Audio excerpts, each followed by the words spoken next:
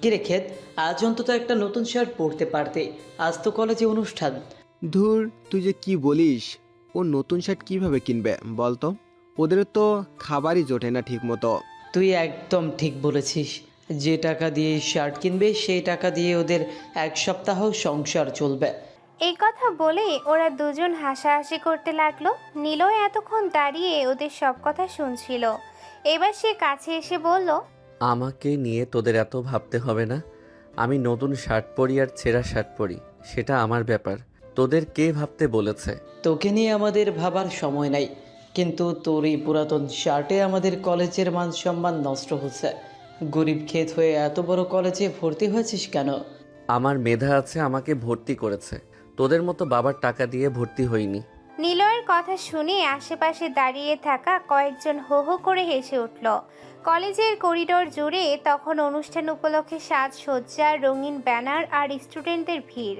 সবাই নতুন নতুন পোশাকে এসেছে। শুধু নিলয় পুরনো ফ্যাকাশে একটা শার্ট পরে দাঁড়িয়ে আছে। শার্টটার হাতার কাছে একটু সেলাই করা, কিন্তু ছেলেটার চোখে কোনো লজ্জা নেই, বরং একরকম তীব্র আত্মসম্মান জ্বলছে। ওহো, কথা বলতে শিখে গেছে দেখছি। ক্ষেত আবার মেধার কথাও বলে। এই কলেজে তোর মতো গরিবদের মানায় না, বুঝলি? তুই ক্লাসে ঢুকলেই মনে হয় কলেজের গেটে কোনো ভিখারি ঢুকে পড়েছে। চারপাশে আবার হাসি শব্দ উঠল। নীলয় এবার দাঁত চেপে ওদের দিকে তাকালো। তার চোখের দৃষ্টি এতটাই ঠান্ডা ছিল যে কয়েক সেকেন্ডের জন্য ছেলেগুলো থেমে গেল। তোদের একটা জিনিস বুঝি না, মানুষ গরিব হলেই কি মানুষ না? যার টাকা আছে শুধু সেই মানুষগুলোই দাম পায় সমাজে। হ্যাঁ, টাকা থাকলেই মানুষ দাম পায়। তোর মতো ফকিরদের কেউ দাম দেয় না। তাই নাকি? তাহলে তোদের বাবার টাকা ছাড়া তোদের নিজের কোনো দাম নাই? এই ফকির, বেশি মুখ চালাস না। তোর জায়গা কোথায় সেটা ভুলে যাস না। আমার জায়গা আমি খুব ভালো করেই জানি, কিন্তু তোদের সমস্যা হলো তোরা নিজের যোগ্যতা জানিস না। বাবার টাকায় ঘুরিস বলে নিজেকে রাজা ভাবিস। দেখ, বেশি বাড়াবাড়ি করিস না। এক চর মারলে এখানেই পড়ে যাবি। নিলয় শান্ত চোখে ওর হাতের দিকে তাকালো, তারপর ধীরে ধীরে হাতটা সরিয়ে দিল। হাত সরিয়ে কথা বল, কারণ আমি সম্মান দিতে জানি, কিন্তু অপমান সহ্য করতে জানি না। কি করবি তুই? মারবি? তো সাহস আছে? সাহস আছে বলেই তোদের সামনে মাথা নিচু করে দাঁড়াই না। ওদের মুখ মুহূর্তেই শক্ত হয়ে গেল। আশেপাশের কয়েকজন এবার ফিসফিস করতে লাগলো। ছেলেটা কিন্তু ভয় পায় না, গরিব হলেও আত্মসম্মান আছে। এই কলেজে থাকতে হলে স্টেটাস আগে বুঝবি। তোর মতো ক্ষেতদের এইখানে মানায় না। স্ট্যাটাস? স্ট্যাটাস কাপড়ে থাকে না, মানুষের ব্যবহার আর যোগ্যতায় থাকে। তোর আবার যোগ্যতা কি? সেটা সময় বলবে। এই পুরনো শার্ট পরে অনুষ্ঠানে এসেছিস কেন? লজ্জা লাগে না? এই শার্টটা পুরনো হতে পারে, কিন্তু এটা আমার মায়ের কষ্টের টাকায় কেনা, তাই এটা আমার কাছে লাখ টাকার ব্র্যান্ডের থেকেও দামি। কথাটা শুনে আশেপাশে কয়েকজন চুপ হয়ে গেল, কিন্তু ছেলেগুলোর অহংকার কমলো না। নাটক কম কর। গরিবদের আবার ইমোশন। গরিবদের ইমোশন থাকে না, কষ্ট থাকে না, অপমান লাগে না? থাকলেও কারো কিচ্ছু যায় আসে না। একদিন আসবে যেদিন তোদের মতো মানুষ আমার সামনে দাঁড়ানোরও যোগ্যতা রাখবে না। তুই আমাদের সামনে? আগে নিজের ভাঙা সাইকেলটা ঠিক কর, তারপর বড় বড় স্বপ্ন দেখিস। নীলয় এবার আর কিছু বলল না, শুধু ওদের দিকে গভীরভাবে তাকিয়ে রইল। সেই দৃষ্টিতে এমন কিছু ছিল যেন সে মনে মনে ওদের প্রত্যেকটা অপমান হিসেব করে রাখছে। সঠিক তখনই কলেজের গেটে একটা দামি কালো গাড়ি এসে থামলো। সবাই তাকিয়ে গেল সেদিকে। গাড়ি থেকে নামলো কলেজের সবচেয়ে জনপ্রিয় আর ধনী মেয়ে, আখি চৌধুরী। সাদা ড্রেসে মেয়েটাকে একদম পরীর মতো লাগছে। তার পেছনে কয়েকজন মেয়ে ঘুরছে। আখি ভেতরে ঢুকতে ঢুকতে হঠাৎ থেমে গেল, কারণ দূর থেকে সে দেখলো কয়েকজন ছেলে নিলয়কে ঘিরে দাঁড়িয়ে আছে। আখি ব্রু কুঁচকে তাকালো। এদিকে ছেলেগুলো আবার নিলয়কে ধাক্কা দিয়ে বলল, চল এখান থেকে। তোর মতো খ্যাত আমাদের অনুষ্ঠানের সৌন্দর্য নষ্ট করছে। নিলয় এবার ধাক্কা খেয়েও পড়ে গেল না, বরং স্থির চোখে তাকিয়ে বলল, আমি নিজে থেকে গেলে যাব, তোদের কথায় না। না গেলে কি করব জানিস? চেষ্টা করে দেখ। ছেলেটা এবার রেগে গিয়ে হাত তুলতেই হঠাৎ পেছন থেকে একটা মেলি কণ্ঠ ভেসে এলো, স্টপ ইট। সবাই ঘুরে তাকালো। আখি ধীরে ধীরে সামনে এসে দাঁড়ালো। তার চোখে স্পষ্ট বিরক্তি। কলেজে অনুষ্ঠান হচ্ছে নাকি রাস্তায় গুন্ডামি হচ্ছে? না মানে আয়রা, আমরা তো শুধু মজা করছিলাম। কাউকে অপমান করা তোদের কাছে মজা? নিলয় চুপচাপ দাঁড়িয়ে আছে। তার চোখে কোনো দুর্বলতা নেই, বরং অদ্ভুত রহস্যময় শান্তি। আখি কয়েক সেকেন্ড নিলয়ের দিকে তাকিয়ে রইল। কেন জানি ছেলেটার চোখের দিকে তাকালে তার ভিতর কেমন অদ্ভুত অনুভূতি হয়, যেন এই সাধারণ খ্যাত ছেলেটা মাঝে এমন কিছু লুকিয়ে আছে যেটা কেউ জানে না। আর নিলয়, সে শুধু আখির দিকে একবার তাকিয়ে শান্ত গলায় বলল, আমার জন্য কাউকে কিছু বলতে হবে না, আমি নিজের সম্মান নিজেই রাখতে পারি। কথাটা বলেই নিলয় সেখান থেকে চলে যেতে লাগলো। আর আখি আবার অবাক চোখে তাকিয়ে রইল তার চলে যাওয়ার দিকে। নিলয় ধীরে ধীরে করিডোর থেকে বের হয়ে কলেজের পেছনে পুরনো বট গাছটার নিচে গিয়ে বসলো। চারপাশে অনুষ্ঠানের হইচই, মাইকের শব্দ, হাসাহাসি সবই ভেসে আসছে, কিন্তু ছেলেটার মুখে কোনো অনুভূতি নেই। সে চুপচাপ মাটির দিকে তাকিয়ে বসে আছে। হালকা বাতাসে তার শার্টের ছেঁড়া অংশটা নড়ছে। কয়েক মুহূর্ত আগের অপমানগুলো যেন বারবার কানে বাজছে। খ্যাত ভিখারি গরিব। নিলয় চোখ বন্ধ করে একটা দীর্ঘশ্বাস ফেলল। তারপর পকেট থেকে একটা পুরনো বাটন ফোন বের করলো। ফোনটার স্ক্রিনে অসংখ্য কোডের মতো কিছু লেখা। নিলয় কয়েক সেকেন্ড সেদিকে তাকিয়ে আবার ফোনটা বন্ধ করে রাখলো। ঠিক তখনই পেছন থেকে একটা পরিচিত কণ্ঠ ভেসে এলো। আরে এখানে কি করিস? চল অনুষ্ঠানের দিকে যাই। নিলয় মাথা তুলে তাকালো। সিয়াম হাতে 2 কাপ চা নিয়ে দাঁড়িয়ে আছে, মুখে আগের মতোই হাসি। সিয়াম নিলয়ের পাশে বসে 1 কাপ চা এগিয়ে দিল। নে গরম গরম চা। তুই যা, আমি এখানেই ঠিক আছি। কেন খাবি না? আমার এসব পুরনো শার্টে ওখানে মানায় না। কথাটা বললেও তার গলায় কোনো অভিযোগ ছিল না, বরং অভ্যেস হয়ে যাওয়া কষ্ট ছিল। সিয়াম কয়েক সেকেন্ড চুপ করে রইল। তারপর হঠাৎ নিলয়ের মাথায় হালকা একটা চাপড় দিয়ে বলল, বেশি কথা বলিস না। শার্টে কখনো মানুষ চেনা যায় না। সবাই তো আর তোর মতো ভাবে না। সবাইকে নিয়ে ভাবিস কেন? পৃথিবীর কাজই হলো বিচার করা। আজ শার্ট দেখে বলবে, কাল জুতো দেখে বলবে, কিন্তু তুই যদি একদিন বড় কিছু করিস, তখন আবার এই মানুষগুলোরাই তোর সামনে দাঁড়িয়ে তেল মারবে। বড় কিছু করার স্বপ্ন দেখাটাও মাঝে মাঝে অপরাধ মনে হয়। তুই এই কথা বলছিস? যে ছেলে রাত জেগে ল্যাপটপে কি করে আজ আমরাও বুঝি না, সে হাল ছেড়ে দিচ্ছে। হাল ছাড়িনি, শুধু মাঝে মাঝে মানুষগুলোর কথা শুনে মনে হয় আমি সত্যি বোধহয় ভুল জায়গায় চলে এসেছি। একটা কথা বলি, তুই এই কলেজের সবচেয়ে আলাদা মানুষ। আলাদা মানে? তোর চোখ দেখলেই বোঝা যায় তুই সাধারণ কেউ না। তোর মধ্যে তেমন কিছু একটা আছে যেটা সবাই বুঝতে পারে না। নিলয় কিছু বলল না, শুধু হালকা হাসলো। ঠিক তখনই অনুষ্ঠান মঞ্চের দিক থেকে গান বাজতে শুরু করলো। পুরো কলেজে যেন উৎসবের আমেজ ছড়িয়ে গেল। সিয়াম উঠে দাঁড়িয়ে বলল, চল না দোস্ত, আজকে অনুষ্ঠান, সারাদিন মুখ গোমরা করে থাকবি?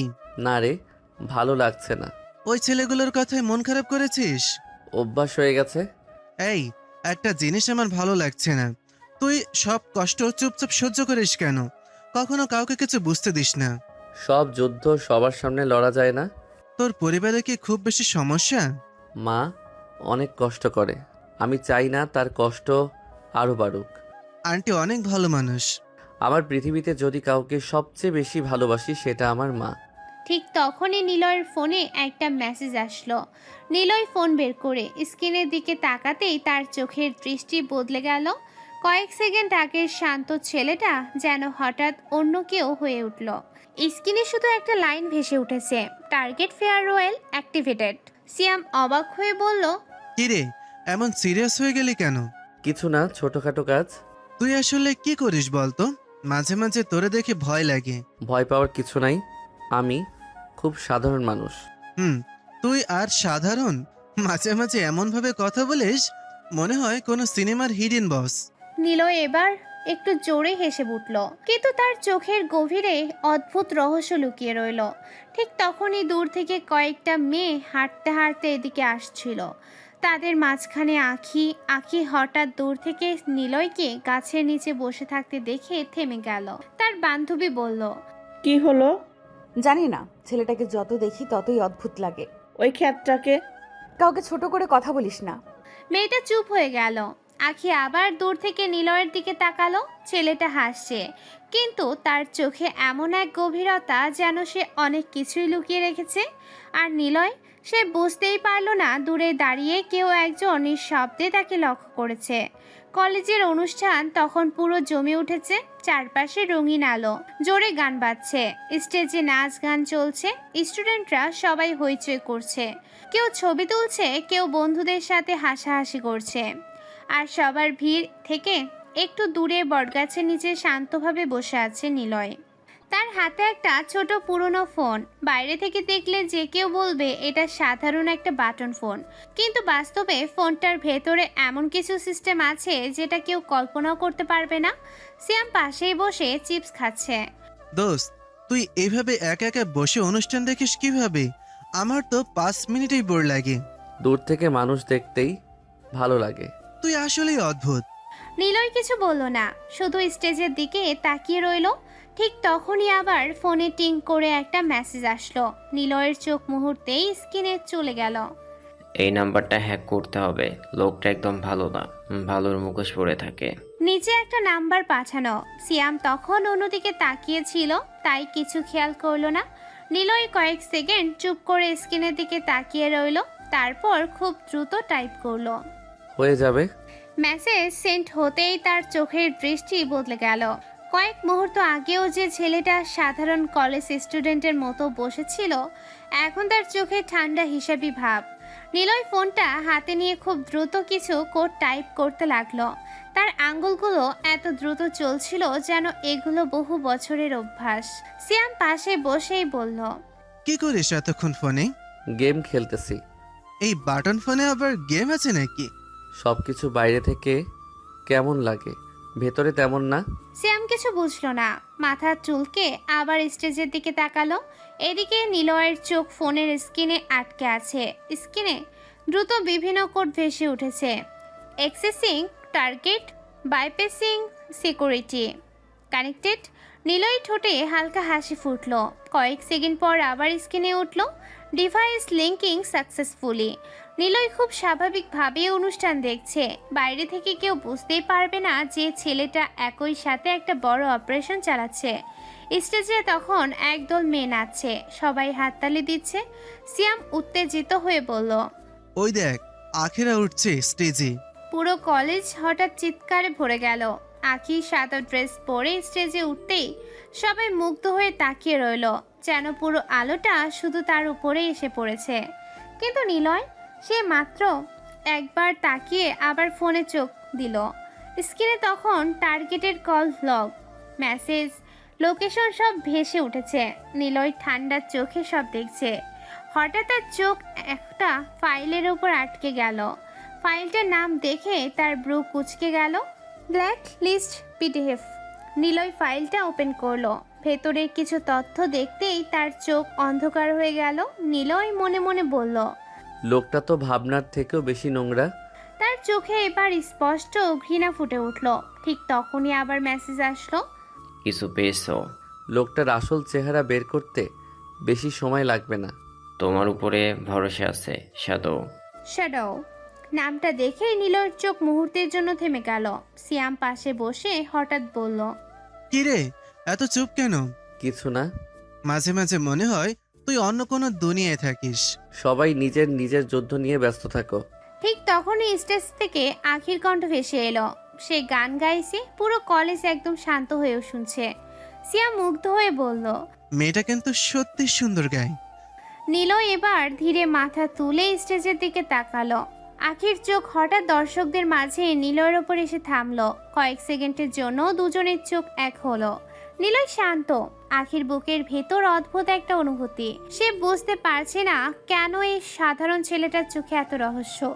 এদিকে নিলয়ের ফোনে আবার নোটিফিকেশন এলো, ফুল অ্যাক্সেস গ্রান্টেড। নিলয়ের ঠোঁটের কোণে ধীরে ধীরে একটা রহস্যময় হাসি ফুটে উঠল। সে মনে মনে বলল, খেলা এখন শুরু। কলেজের অনুষ্ঠান তখন একদম জমে উঠেছে। চারপাশে রঙিন আলো ঝলমল করছে। বিশাল স্টেজের সামনে অসংখ্য স্টুডেন্ট দাঁড়িয়ে চিৎকার করছে। মাইকের শব্দে পুরো কলেজ কাঁপছে। আর এই সব হইচইয়ের মাঝেও বট গাছের নিচে একদম শান্তভাবে বসে আছে নিলয়। বাইরে থেকে দেখলে মনে হবে সাধারণ একটা গরিব ছাত্র অনুষ্ঠান দেখছে, কিন্তু বাস্তবে এই মুহূর্তে সে কারোর পুরো জীবন নিজের স্ক্রিনে খুলে বসে আছে। তার পুরনো ফোনটার স্ক্রিনে একের পর এক কোড ভেসে উঠেছে। এক্সেস কমপ্লিট, প্রাইভেট ফাইলস স্নাইস, হাইডেন অ্যাকাউন্টস ফাউন্ড। নিলয়ের আঙুলগুলো দ্রুত চলতে লাগলো। মাত্র কয়েক মিনিটের মধ্যে লোকটার call log, bank details, private ছবি, গোপন ভিডিও, ডিলের রেকর্ড সব তার সামনে চলে এলো। নিলয় ঠান্ডা চোখে স্ক্রিনের দিকে তাকিয়ে আছে। একটা ভিডিও ওপেন করতেই তার চোখ শুরু হয়ে গেল। ভিডিওতে দেখা যাচ্ছে লোকটা বাইরে থেকে সমাজসেবকের মুখোশ পরে থাকলেও গোপনে অনেক নোংরা কাজের সাথে জড়িত। নিলয় নিচু গলায় বলল, ভালো মানুষের অভিনয় বেশ ভালোই পারে। কাজ কত দূর? লোকটার পুরো মুখোশ খুলে গেছে। তুমি সত্যিই ভয়ঙ্কর, শ্যাদো। নিলয় হালকা হাসলো। ভয়ঙ্কর এই শব্দটা সে বহুবার শুনেছে, কিন্তু কেউ জানে না এই শ্যাডো আসলে একটা কলেজের খ্যাত ছেলে, যার শার্টের সেলাইও খুলে যাচ্ছে। এদিকে স্টেজে তখন আখিদের নাচ শুরু হয়েছে। পুরো হল রুম একদম চিৎকারে ফেটে পড়েছে। আখি লাল সাদা ড্রেস পরে নাচছে। আলো এসে তার মুখে পড়েছে। সবাই মুগ্ধ হয়ে তাকিয়ে আছে, কিন্তু আখির চোখ বারবার ভিড়ের মাঝে গিয়ে থামছে শুধু একজনের উপর, নিলয়। ছেলেটা অন্যদের মতো চিৎকার করছে না, ভিডিও করছে না, মুগ্ধ চোখে তাকিয়ে নেই, বরং শান্তভাবে বসে ফোনে কিছু করছে। আখির ব্রু কুঁচকে গেল। আখি মনে মনে বলল, আসলে তুমি কে? স্টেজে নাচতে নাচতেও সে বারবার নিলয়ের দিকে তাকাচ্ছে। এদিকে সিয়াম সব খেয়াল করে ফেলেছে। সে দুষ্টু হেসে নিলয়ের কানে কানে বলল, কিরে দোস্ত, কলেজ কুইন কিন্তু বারবার তোর দিকেই তাকাচ্ছে। তোর মাথা খারাপ? আর সত্যি আমি এতক্ষণ ধরে দেখছি। নিলয় হালকা হেসে আবার কোড টাইপ করতে লাগলো। স্ক্রিনে তখন উঠছে সিক্রেট ড্রাইভ ফাউন্ড। নিলয়ের চোখ চকচক করে উঠল। সে দ্রুত ড্রাইভ ওপেন করলো। ভেতরে অসংখ্য গোপন ফাইল। কিছু দেখতেই তার চোখ ঠান্ডা হয়ে গেল। নিলয় নিচু গলায় বলল, নোংরা মানুষ। দোস্ত, তুই কি আসলে গেম খেলিস নাকি নাসার সিস্টেম চালাস? দুটোর মাঝামাঝি কিছু একটা। তোর হাসিটাও সন্দেহজনক। নিলয় মাথা নাড়ল। এদিকে স্টেজে আখির নাচ শেষ হতেই পুরো কলেজ হাততালিতে ফেটে পড়ল। আখি হালকা হাঁপাতে হাঁপাতে স্টেজ থেকে নিচে নামলো, কিন্তু নামার পরেই তার চোখ খুঁজল নিলয়কে। সে দেখলো নিলয় এখনো গাছের নিচে বসে আছে, মুখে হালকা হাসি, কিন্তু তার চোখে অদ্ভুত ঠান্ডা ভাব। আখির বুকের ভেতর কেমন যেন ধক করে উঠল। ঠিক তখনই তার বান্ধবী এসে বলল, আখি চল ছবি তুলবো। কিরে, কোথায় তাকিয়ে আসিস? কেউ না। কিন্তু তার মন বারবার নিলয়ের কাছেই চলে যাচ্ছে। এদিকে নিলয়ের ফোনে আবার নোটিফিকেশন এলো, ফুল ড্রাইভ ক্লোনেড সাকসেসফুলি। নিলয় গভীরভাবে স্ক্রিনের দিকে তাকিয়ে রইল। লোকটার জীবনের প্রতিটা গোপন জিনিস এখন তার হাতে। সে ধীরে ধীরে টাইপ করলো, কাজ শেষ। Payment send. ঠিক তখনই নিলয়ের ফোনে আরেকটা সিকিউর নোটিফিকেশন উঠল, 50,000 CAD ট্রান্সফারেড সাকসেসফুলি। সিয়াম হঠাৎ পাশে তাকিয়ে বলল, কিরে, হাসছিস কেন একা একা? এমনি। তুই না একদিন আমার হার্ট অ্যাটাকের কারণ হবি। নিলয় এবার হেসে উঠল। অনেকদিন পর তার মুখে সত্যিকারের হাসি ফুটল, কিন্তু কেউ জানে না এই হাসির আড়ালে লুকিয়ে আছে কানাডার সবচেয়ে ভয়ঙ্কর তরুণ বিলিয়নিয়ারদের একজন। যে মুহূর্তে কলেজের সবাই তাকে খ্যাত বলে অপমান করছে, ঠিক সেই মুহূর্তে বিদেশের বড় বড় মানুষ তার এক মেসেজের অপেক্ষায় বসে থাকে। বিকেলের আলো ধীরে ধীরে স্নান হয়ে আসছে। শহরের কোলাহল পিছনে ফেলে নিলয় তার পুরনো সাইকেলটা চালিয়ে ছোট্ট গলির ভেতর ঢুকলো। সারাদিন কলেজের অনুষ্ঠান, মানুষের অপমান আর গোপন ভয়ঙ্কর কাজ সামলানোর পরেও ছেলেটার মুখে ক্লান্তির ছাপ নেই, বরং একটা অদ্ভুত শান্ত ভাব। রাস্তার পাশে ছোট ছোট দোকান, বাচ্চাদের খেলাধুলা, চায়ের দোকানের আড্ডা, সবকিছু পেরিয়ে সে এসে থামলো একটা ছোট্ট টিনের বাড়ির সামনে। বাড়িটা খুব সাধারণ, দেয়ালের রং উঠে গেছে, টিনের চালের কয়েক জায়গা মরিচা পড়া, ছোট্ট উঠানে কিছু গাছ, কিন্তু এই বাড়িটা নিলয়ের পৃথিবী। নিলয় সাইকেলটা রেখে ধীরে দরজা খুলে ভেতরে ঢুকলো। ভেতরে ঢুকতেই রান্নাঘর থেকে মায়ের কণ্ঠ ভেসে এলো, আয় বাবা, হাত মুখ ধুই, আয় খেতে দেই। কথাটা শুনে নিলয়ের চোখ নরম হয়ে গেল।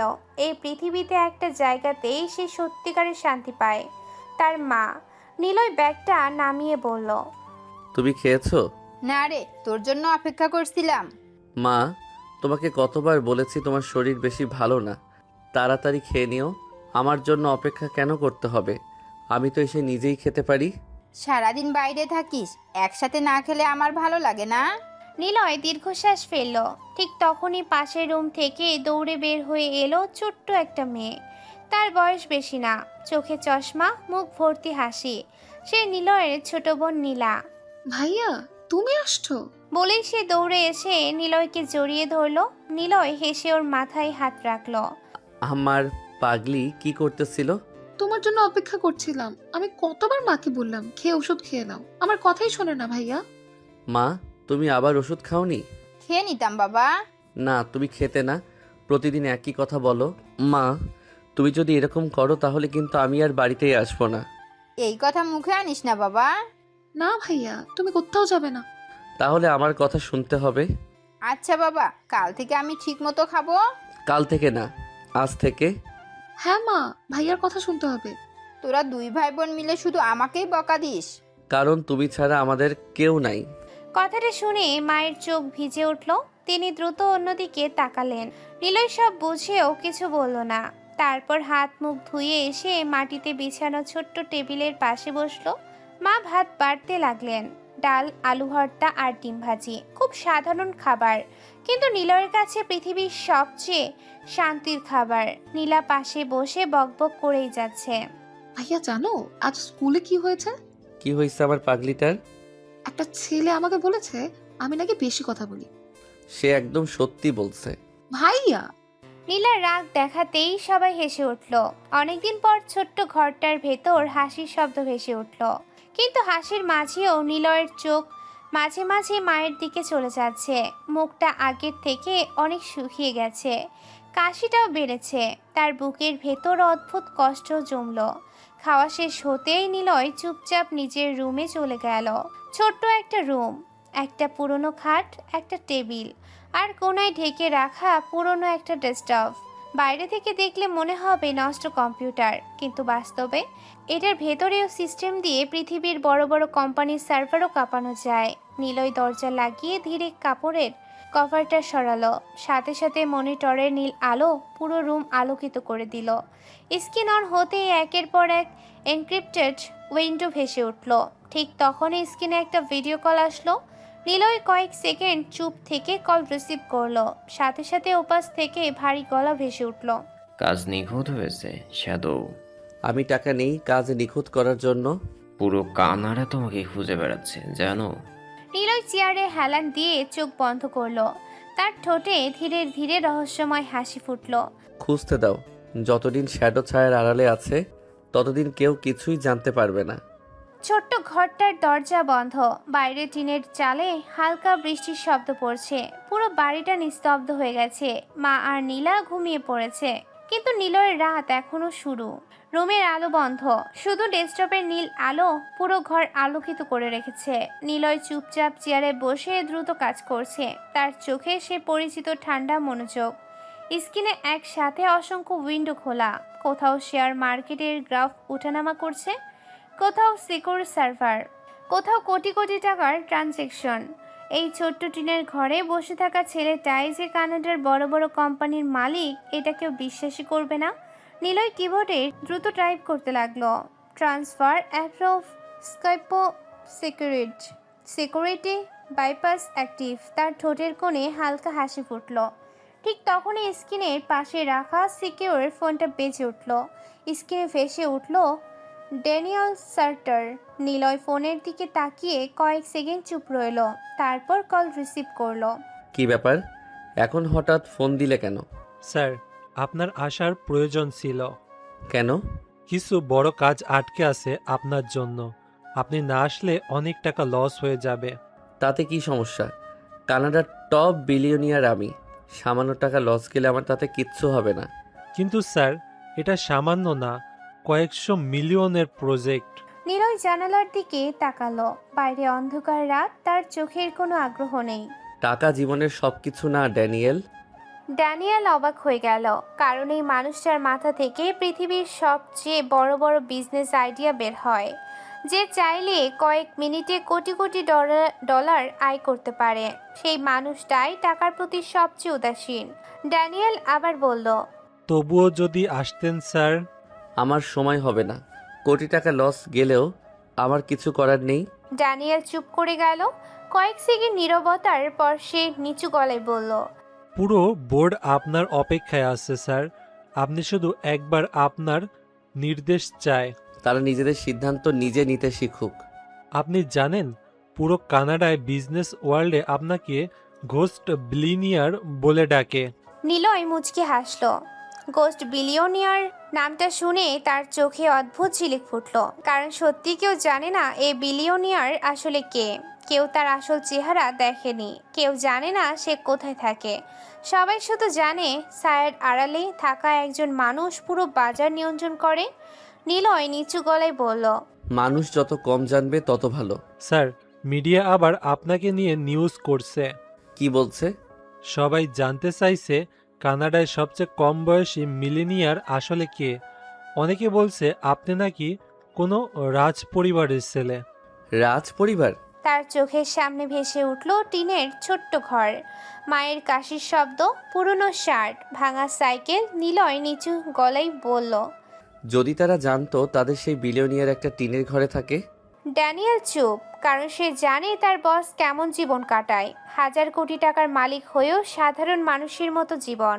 ড্যানিয়েল আবার বলল, স্যার, একটা কথা বলি। বলো। আপনি চাইলে পুরো পৃথিবীর সবচাইতে বিলাসবহুল জীবন কাটাতে পারেন, তাহলে নিজেকে এভাবে লুকিয়ে রাখেন কেন? নিলয় কিছুক্ষণ চুপ করে রইল। তার চোখ ধীরে ধীরে কঠিন হয়ে উঠল। কারণ টাকা মানুষকে চেনায় না, টাকা মানুষকে বদলে দেয়। আমি মানুষের আসল চেহারা দেখতে ভালোবাসি। তারা আমাকে খ্যাত ভেবে যেভাবে অপমান করে সেটা আমার কাছে অনেক দামি। আপনি এসব সহ্য করেন কিভাবে? কারণ আমি জানি একদিন সত্যিটা জানলে ওই মানুষগুলোর চোখের ভাষা কেমন হবে। কথাটা শুনে ওপাশ একজন একদম চুপ হয়ে গেল। ঠিক তখনই নিলয়ের রুমের বাইরে মায়ের কাশির শব্দ ভেসে এলো। নিলয়ের মুখ মুহূর্তেই বদলে গেল। সব ঠান্ডা ভাব মিলিয়ে গিয়ে চোখে চিন্তা ফুটে উঠল। সে তাড়াতাড়ি উঠে দরজার দিকে তাকালো। ড্যানিয়েল বলল, স্যার। পরে কথা হবে। কল কেটে দিয়ে সে দ্রুত দরজা খুলে বাইরে বের হয়ে গেল। দেখলো মা দেয়াল ধরে দাঁড়িয়ে কাশছে। নিলয়ের বুক কেঁপে উঠল। সে দৌড়ে গিয়ে মাকে ধরে ফেলল। মা, কি হয়েছে? কিছু না বাবা, পুরনো কাশি। নিলয়ের চোখ অন্ধকার হয়ে গেল। কারণ পৃথিবীর সব টাকা থাকলেও তার সবচেয়ে প্রিয় মানুষটার কষ্ট যে সে সহ্য করতে পারে না। গভীর রাত, পুরো বাড়ি নিস্তব্ধ। শুধু মাঝে মধ্যে টিনের চালের ওপর বৃষ্টির টুপটাপ শব্দ ভেসে আসছে। নিলয় মাকে ধরে ধীরে ধীরে খাটে বসালো। মায়ের কাশি এখনো পুরোপুরি থামেনি। মুখটা আগের থেকে আরো শুকিয়ে গেছে। নিলয়ের বুকের ভেতর কেমন মোচড় দিয়ে উঠল। এই পৃথিবীতে সে হাজার মানুষের সিস্টেম ভেঙে ফেলতে পারে, কোটি কোটি টাকা নিয়ন্ত্রণ করতে পারে, কিন্তু নিজের মায়ের কষ্ট দেখলে সে একদম অসহায় হয়ে যায়। নীলাও ঘুম থেকে উঠে চোখ মুছতে মুছতে এসে দাঁড়ালো। কি হয়েছে মা? কিছু না রে মা, সামান্য কাশি। নিলয় গম্ভীর চোখে মায়ের দিকে তাকিয়ে রইল। তারপর শান্ত কিন্তু শক্ত গলায় বলল, মা, কাল সকালবেলা রেডি হয়ে থাকবে, তোমাকে ডাক্তার দেখাবো। না বাবা, দরকার নেই, এটা ঠিক হয়ে যাবে। অসুখ কখনো একা একা ঠিক হয় না মা। অসুখের জন্য ডাক্তার দেখানো জরুরি। শুধু শুধু ঝামেলার কি দরকার? অনেকগুলো টাকা লাগবে। কথাটা শুনে নিলয়ের বুকের ভেতর কষ্ট জমল। তার মা এখনো জানে না যে টাকার চিন্তায় তিনি রাত জেগে থাকেন। সেই টাকা নিলয়ের কাছে সংখ্যার মতো, কিন্তু নিলয় কিছুই প্রকাশ করল না। সে ধীরে মায়ের পাশে বসে হাত রাখল। শোনো, তোমাকে টাকা নিয়ে চিন্তা করতে হবে না, সেই ব্যবস্থা আমি করব। এত টাকা কোথায় পাবি বাবা? বললাম না, তোমার টাকার চিন্তা করা লাগবে না। তুমি শুধু সকালে রেডি হয়ে থেকো। তুই সারাদিন পড়াশোনা করিস, আবার টিউশনি করিস। আমি চাই না আমার জন্য তুই কষ্ট কর। তুমি আমার জন্য সারা জীবন কষ্ট করেছো, এখন আমার পালা। কথাটা শুনে মায়ের চোখ ভিজে উঠল। তিনি মুখ ঘুরিয়ে ফেললেন যাতে ছেলে দেখতে না পায়, কিন্তু নিলয় সবই বুঝল। নীলা হঠাৎ এসে মায়ের কোল জড়িয়ে ধরল। মা, তুমি ডাক্তার দেখাও না প্লিজ। তোমার কিছু হলে আমি আর ভাইয়া একদম একা হয়ে যাব। ধুর পাগলি, আমার কিচ্ছু হবে না। নিলয় চুপচাপ দাঁড়িয়ে তাদের দেখছে, তার চোখের ভেতর অদ্ভুত গভীরতা। এই ছোট্ট পরিবারটাই তার পুরো পৃথিবী। এই মানুষগুলোর জন্যই সে এত কিছু করে। ঠিক তখনই নিলয়ের ফোন ভাইব্রেট করলো। সে স্ক্রিনের দিকে তাকিয়ে দেখলো সিকিউর ট্রান্সফার কমপ্লিটেড, অ্যাকাউন্ট 2 কোটি সেন্ট। নিলয় দ্রুত ফোনটা লক করে ফেলল। মা কিছু খেয়াল করেনি, কিন্তু নীলা হঠাৎ বলল, ভাইয়া তুমি সবসময় ফোন লুকাও কেন? কারণ আমার ফোনে অনেক সিক্রেট আছে। গার্লফ্রেন্ডের ছবি আছে? আমার ছেলে আবার প্রেমও করে নাকি? তোমরা দুইজন মিলে শুধু আমার পিছে লাগো। আচ্ছা ভাইয়া, তোমার বউ কেমন হবে? জানি না, সুন্দরী? মানুষের মন সুন্দর হলেই হয়। মা মুগ্ধ চোখে ছেলের দিকে তাকিয়ে রইলেন। গরিব ঘরের ছেলে হলেও তার চিন্তাভাবনা কত আলাদা। কিন্তু তারা কেউ জানে না এই সাধারণ ছেলেটার এক কথায় বিদেশের বড় বড় কোম্পানি কেঁপে ওঠে। ঠিক তখনই বাইরে বিদ্যুৎ চমকালো। ঘরটায় এক মুহূর্তের জন্য আলোয় ভরে উঠল। সে আলোয় নিলয়ের মুখে অদ্ভুত রহস্যময় ছায়া ফুটে উঠল। মা ধীরে বললেন, একটা কথা বলি বাবা, বলো। তুই অনেক বদলে গেছিস। ছোটবেলায় তুই খুব চঞ্চল ছিলি, এখন সারাক্ষণ কি যেন ভাবিস। বড় হলে মানুষ বদলায় মা। ছেলের চোখের দিকে তাকিয়ে রইলেন। কেন জানি তার মনে হয় তার ছেলে অনেক বড় কোনো কষ্ট নিজের ভেতরে লুকিয়ে রেখেছে, কিন্তু তিনি আর কিছু বলেন না। নীলই উঠে দাঁড়ালো। এখন সবাই ঘুমাও, সকালে হাসপাতালে যাব। সরকারি হাসপাতালে গেলেই হবে বাবা, বেশি টাকা খরচ করার দরকার নাই। আমার মায়ের জন্য কত টাকা খরচ হলো সেটা আমি কখনো হিসাব করি না। কথাটা শুনে মার কথা বলতে পারলেন না। নিলয় ধীরে নিজের রুমে চলে গেল। রুমে ঢুকে দরজা লাগিয়ে দিল। তারপর টেবিলের সামনে বসে চোখ বন্ধ করলো। কয়েক সেকেন্ড পর ধীরে ফোন বের করলো। একটা নাম্বারে কল দিল। ওপাশ থেকে সাথে সাথেই ভদ্র গলা ভেসে এলো, ইয়েস বস। কাল সকাল 10টার মধ্যে শহরের সবচেয়ে ভালো ডাক্তার আর প্রাইভেট কেবিন রেডি চাই। ডোন বস। আর একটা কথা, যেই হাসপাতাল হোক আমার পরিচয় যেন কেউ না জানতে পারে। ওপাশে নিঃশব্দ, কারণ সবাই জানে শ্যাডো নিজের পরিচয় লুকানোর ব্যাপারে কতটা ভয়ঙ্কর। পরের দিন সকাল ভোরের নরম আলো ধীরে ধীরে ছোট্ট টিনের ঘরটাকে আলোকিত করেছে। বাইরে পাখির ডাক, দূরে মসজিদ থেকে কোরআন তেলাওয়াতের শব্দ ভেসে আসছে। নিলয় খুব সকালে ঘুম থেকে উঠে গেছে। রাতে প্রায় ঘুমায়নি সে। বারবার শুধু মায়ের কাশির শব্দ কানে বাজছিল। সে চুপচাপ রান্নাঘরে গিয়ে চা বানাতে লাগলো। ঠিক তখনই নীলা ঘুম জড়ানো চোখে বের হয়ে গেল।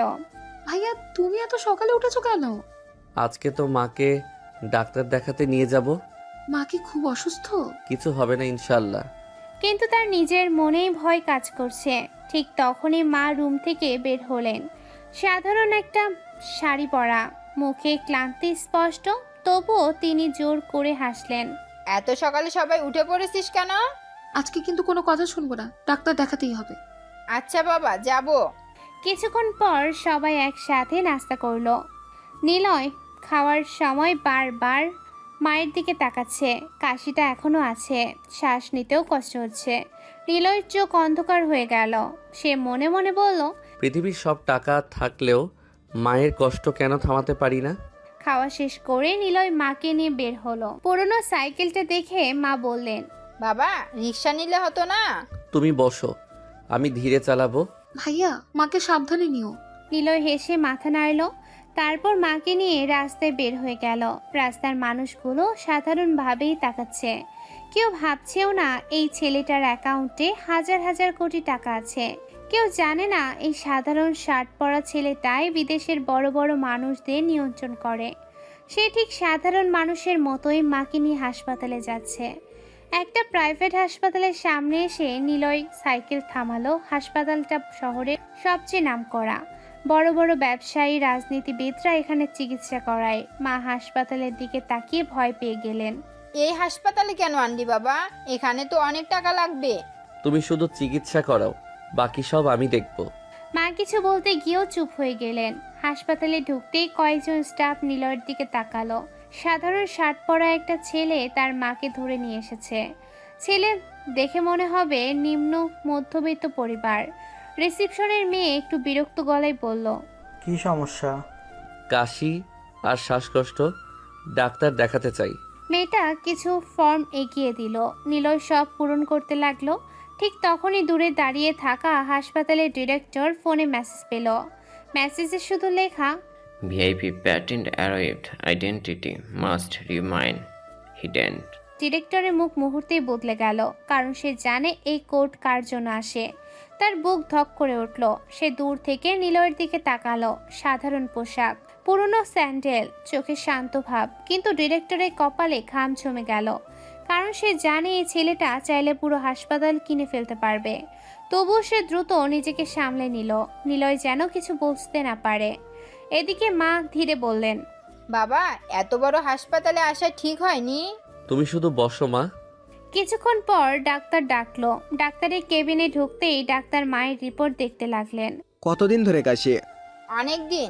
কিন্তু আমাকে ঠিকভাবে বলেনি। অসুখ লুকিয়ে রাখলে তো হবে না। মা ছোট্ট বাচ্চাদের মতো চুপ করে বসে রইলেন। ডাক্তার চেক আপ করতে লাগলেন।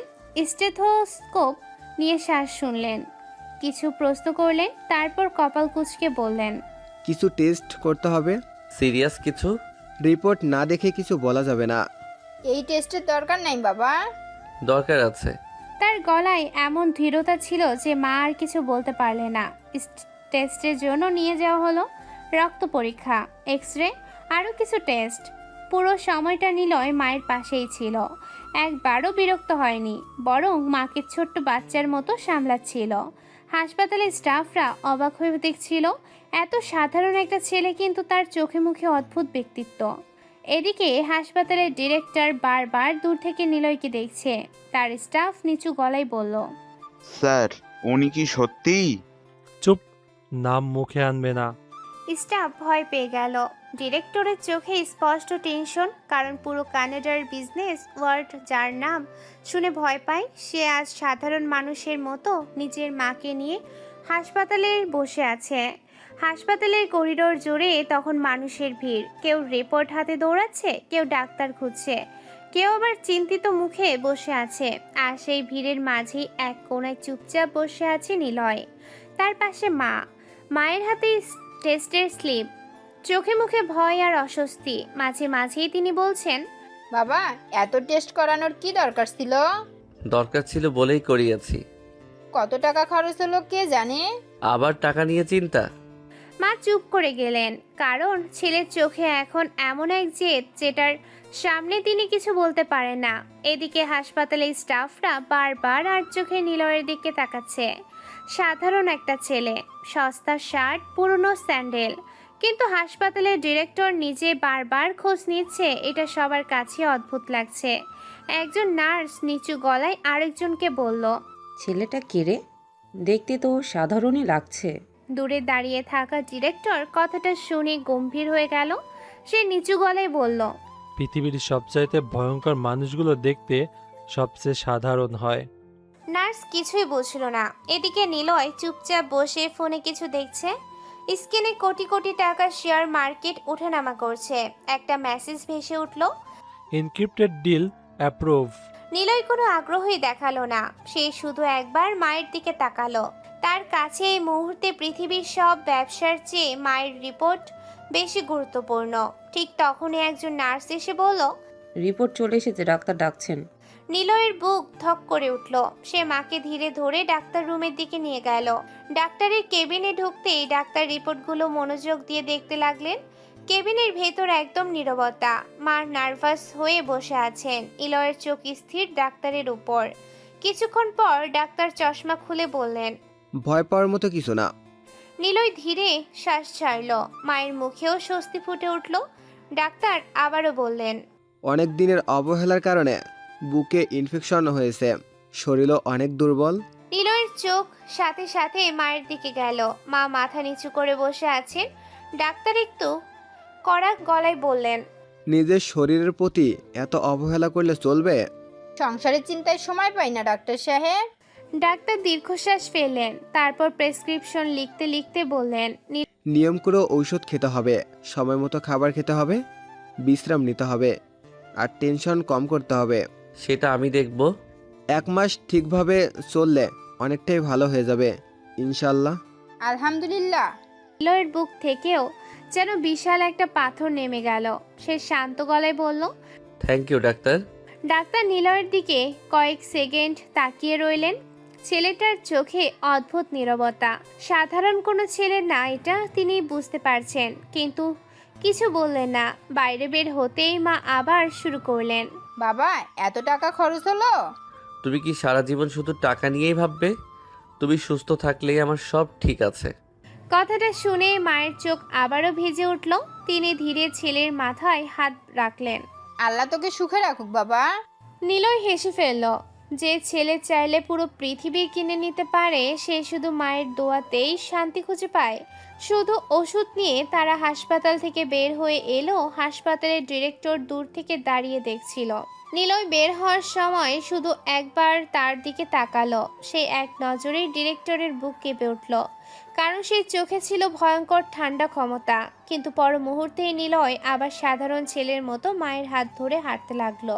বাইরে এসে মা বললেন, রিক্সা নিয়ে চল বাবা, তুই অনেক ক্লান্ত। তুমি বসো, আজকে সাইকেলেই যাব। মা অবাক হয়ে তাকালেন। নিলয় সাধারণত টাকা বাঁচানোর জন্য হাঁটতেই বেশি পছন্দ করে, কিন্তু তিনি কিছু বললেন না। সাইকেল বসে মা চারপাশ দেখতে লাগলেন। নিলয় চুপচাপ বসে আছে। হঠাৎ মা নিচু গলায় বললেন, একটা কথা বলি বাবা? বলো। তুই অনেক কষ্ট করিস না? কষ্ট না করলে মানুষ বড় হয় না মা। কিন্তু আমি চাই না তুই নিজের জীবনটা শুধু আমাদের জন্য শেষ করে দিস। আমার জীবন তো তোমাদের দিয়েই শুরু। সাইকেল ধীরে ধীরে ছোট্ট গলির দিকে ঢুকে গেল, আর দূরে আকাশে কালো মেঘ জমতে লাগলো। যেন খুব শীঘ্রই নিলয়ের জীবনে বড় কোনো ঝড় আসতে চলেছে। বিকেলের শেষ আলো ধীরে ধীরে মিলিয়ে যাচ্ছে। আকাশে হালকা মেঘ জমেছে। ছোট্ট গলিটা পেরিয়ে সাইকেল এসে থামলো নিলয়দের টিনের বাড়ির সামনে। নিলয় আগে নেমে মাকে সাবধানে নামতে সাহায্য করলো।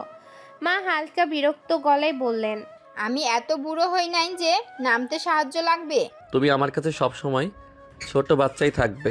মা হেসে মাথা নাড়লেন। ঠিক তখনই ঘরের ভেতর থেকে নীলা দৌড়ে বের হয়ে এলো, মুখ ভর্তি দুশ্চিন্তা। ভাইয়া, কি ধরা পড়লো মায়ের? সে প্রায় দৌড়ে এসে মায়ের হাত ধরে ফেললো। নিলয় নীলার মাথায় হাত রেখে শান্ত গলায় বলল, এমন কিছু না, ঠিক মতো ওষুধ খেলেই ঠিক হয়ে যাবে। সত্যি? কিন্তু একটা কাজ তোর। কি কাজ? তুই শুধু দেখে রাখবি মা ঠিক মতো খায় নাকি আর ওষুধ খায় নাকি। মা আমার কথা শোনে? সে তো তোমার জন্য না খেয়ে বসে থাকে সারাদিন। আরে আমি কি ইচ্ছে করে করি নাকি? মা আর যদি কোনো অনিয়ম করে সাথে সাথে আমাকে জানাবি।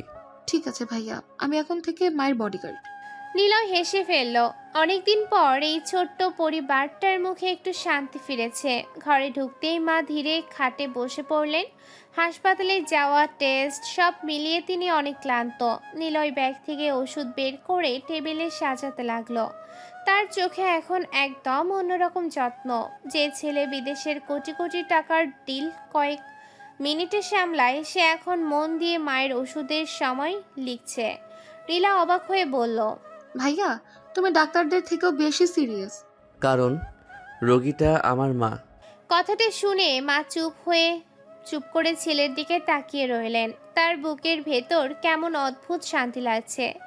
গরিব সংসার, হাজার কষ্ট, তবুও ছেলেটা কখনো বিরক্ত হয় না। হঠাৎ মা নিচু গলায় বললেন, আজ তোর কলেজ গেলি না? না। আমার জন্য? আমার মা অসুস্থ আর আমি কলেজে গিয়ে বসে থাকবো? আল্লাহ তোকে অনেক বড় করুক বাবা। নিলয় এক মুহূর্তের জন্য চুপ হয়ে গেল। অনেক বড়। যদি মা জানতেন তার ছেলে ইতিমধ্যে পৃথিবীর অনেক বড় মানুষদের একজন। কিন্তু নিলয় শুধু মুচকি হাসলো। সন্ধ্যা নামতেই নীলা পড়তে বসলো। মা ওষুধ খেয়ে শুয়ে পড়লেন, আর নিলয় সে চুপচাপ নিজের ছোট্ট রুমে ঢুকে দরজা লাগিয়ে দিল। বাইরে থেকে এই রুমটা অসাধারণ, কিন্তু ভেতরে ঢুকলেই যেন অন্য জগৎ। টেবিলের ওপর কয়েকটা মনিটর, এনক্রিপ্টেড সিস্টেম, বিশেষ সার্ভার লাইন। নিলয় চেয়ার টেনে বসতে স্ক্রিনগুলো একে একে জ্বলে উঠল। ঠিক তখনই সিকিউর নেটওয়ার্ক একটা নক আসলো। Shadow private server incoming request. নিলয়ের চোখ ঠান্ডা হয়ে গেল। সে রিকোয়েস্ট ওপেন করলো। স্ক্রিনে একটা এনক্রিপ্টেড প্যাসেজ ভেসে উঠল। জরুরি কাজ, একটা আইডি হ্যাক করতে হবে। নিচে একটা সোশ্যাল মিডিয়া আইডি আর কিছু তথ্য দেওয়া। নিলয় ধীরে টাইপ করলো। কারণ লোকটা মেয়েদের ব্ল্যাকমেইল করে, অনেক প্রমাণ আছে, কিন্তু সরাসরি ধরা যায় না। নিলয়ের চোখ মুহূর্তেই অন্ধকার হয়ে গেল। সে মেয়েদের ওপর অন্যায় একদম সহ্য করতে পারে না। স্ক্রিনে আবার মেসেজ এলো। আমাদের সাথেও আছে। নিলয় কয়েক সেকেন্ড চুপ করে রইল, তারপর ঠান্ডা গলায় টাইপ করলো। কাজ শুরু হচ্ছে। মুহূর্তের মধ্যেই পুরো রুমের পরিবেশ বদলে গেল। স্ক্রিনে দ্রুত কোড ভেসে উঠতে লাগলো। এক্সেসিং টার্গেট, ফেয়ারওয়েল ডিটেক্টেড, বাইপাসিং সিকিউরিটি। নিলয়ের আঙ্গুলগুলো এত দ্রুত চলছে যেন মেশিনও হার মেনে যায়। তার চোখে এখন সেই ভয়ঙ্কর শান্তি, যে শান্তির আড়ালে লুকিয়ে থাকে ঝড়। এদিকে বাইরে মা ধীরে নীলাকে বলছে, তোর ভাইটা খুব চুপচাপ হয়ে গেছে না? কিন্তু ভাইয়া আমাদের অনেক ভালোবাসে। মাঝে মাঝে মনে হয় ওর ভেতরে অনেক কিছু লুকানো। ভাইয়া সুপার হিরো হলে কেমন হতো বলো তো? মা হেসে ফেললেন, কিন্তু তারা কেউ জানেই না এই মুহূর্তে তাদের সেই সাধারণ ছেলেটাই অন্ধকার দুনিয়ার সবচেয়ে ভয়ঙ্কর নাম হয়ে উঠেছে শ্যাডো, যার এক ক্লিকেই মানুষের লুকানো মুখোশ খুলে যায়। রাত গভীর হচ্ছে। ছোট্ট টিনের ঘরটার বাইরে শুধু কুকুরের ডাক আর বাতাসের শব্দ। ভেতরে নিলয়ের রুমে নীল আলো জ্বলছে। মা আর নীলা অনেক আগেই ঘুমিয়ে গেছে, কিন্তু নিলয়ের রাত এখনো শেষ হয়নি। সে চুপচাপ চেয়ারে বসে আছে, সামনে একের পর এক স্ক্রিন খোলা। তার আঙ্গুলগুলো কিবোর্ডের উপর এমনভাবে চলছে যেন এটা তার শরীরেই একটা অংশ। স্ক্রিনে ভেসে উঠছে টার্গেট লিঙ্কেড, ডিপ এক্সেস, এনিটেশের, সোশ্যাল গ্রিল এক্সট্র্যাক্টিং। নিলয়ের চোখ একদম ঠান্ডা। এই কাজটা তার কাছে নতুন কিছু না, কিন্তু আজ তার ভেতরে অদ্ভুত একটা রাগ কাজ করছে। লোকটা শুধু ব্ল্যাকমেলই করেনি, অনেক মেয়ের জীবন নষ্ট করেছে। নিলয়ের ঠোঁট শক্ত হয়ে গেল। নিলয় নিচু গলায় বলল, এই ধরনের মানুষদের বেঁচে থাকার অধিকার নেই। আঙ্গুলগুলো আরো দ্রুত চলতে লাগলো। স্ক্রিনে একের পর এক ফাইল খুলছে, ছবি, চ্যাট, ব্যাংক ট্রানজ্যাকশন, গোপন ভিডিও, সবকিছু বের হয়ে আসছে। নিলয় খুব ঠান্ডা মাথায় সব আলাদা ফোল্ডারে সাজিয়ে রাখছে। ব্ল্যাকমেল এভিডেন্স কমপ্লিট, আইডেন্টিটি ফুলি এক্সপোজ, ব্যাকআপ আপলোডেড। কয়েক মিনিট পর স্ক্রিনে শেষ লাইনে ভেসে উঠল, সিস্টেম কম্প্রোমিসড, টার্গেট কমপ্লিট। নিলয়ের মুখে এক মুহূর্তের জন্য হালকা সন্তুষ্টি ফুটল। সে চেয়ার থেকে উঠে দাঁড়ালো, জানালার বাইরে তাকালো। আকাশে হালকা ভোরের আলো ফুটতে শুরু করেছে। সে ধীরে ধীরে ফিসফিস করে বলল, খেলা শেষ। তারপর ল্যাপটপ বন্ধ করে দিল।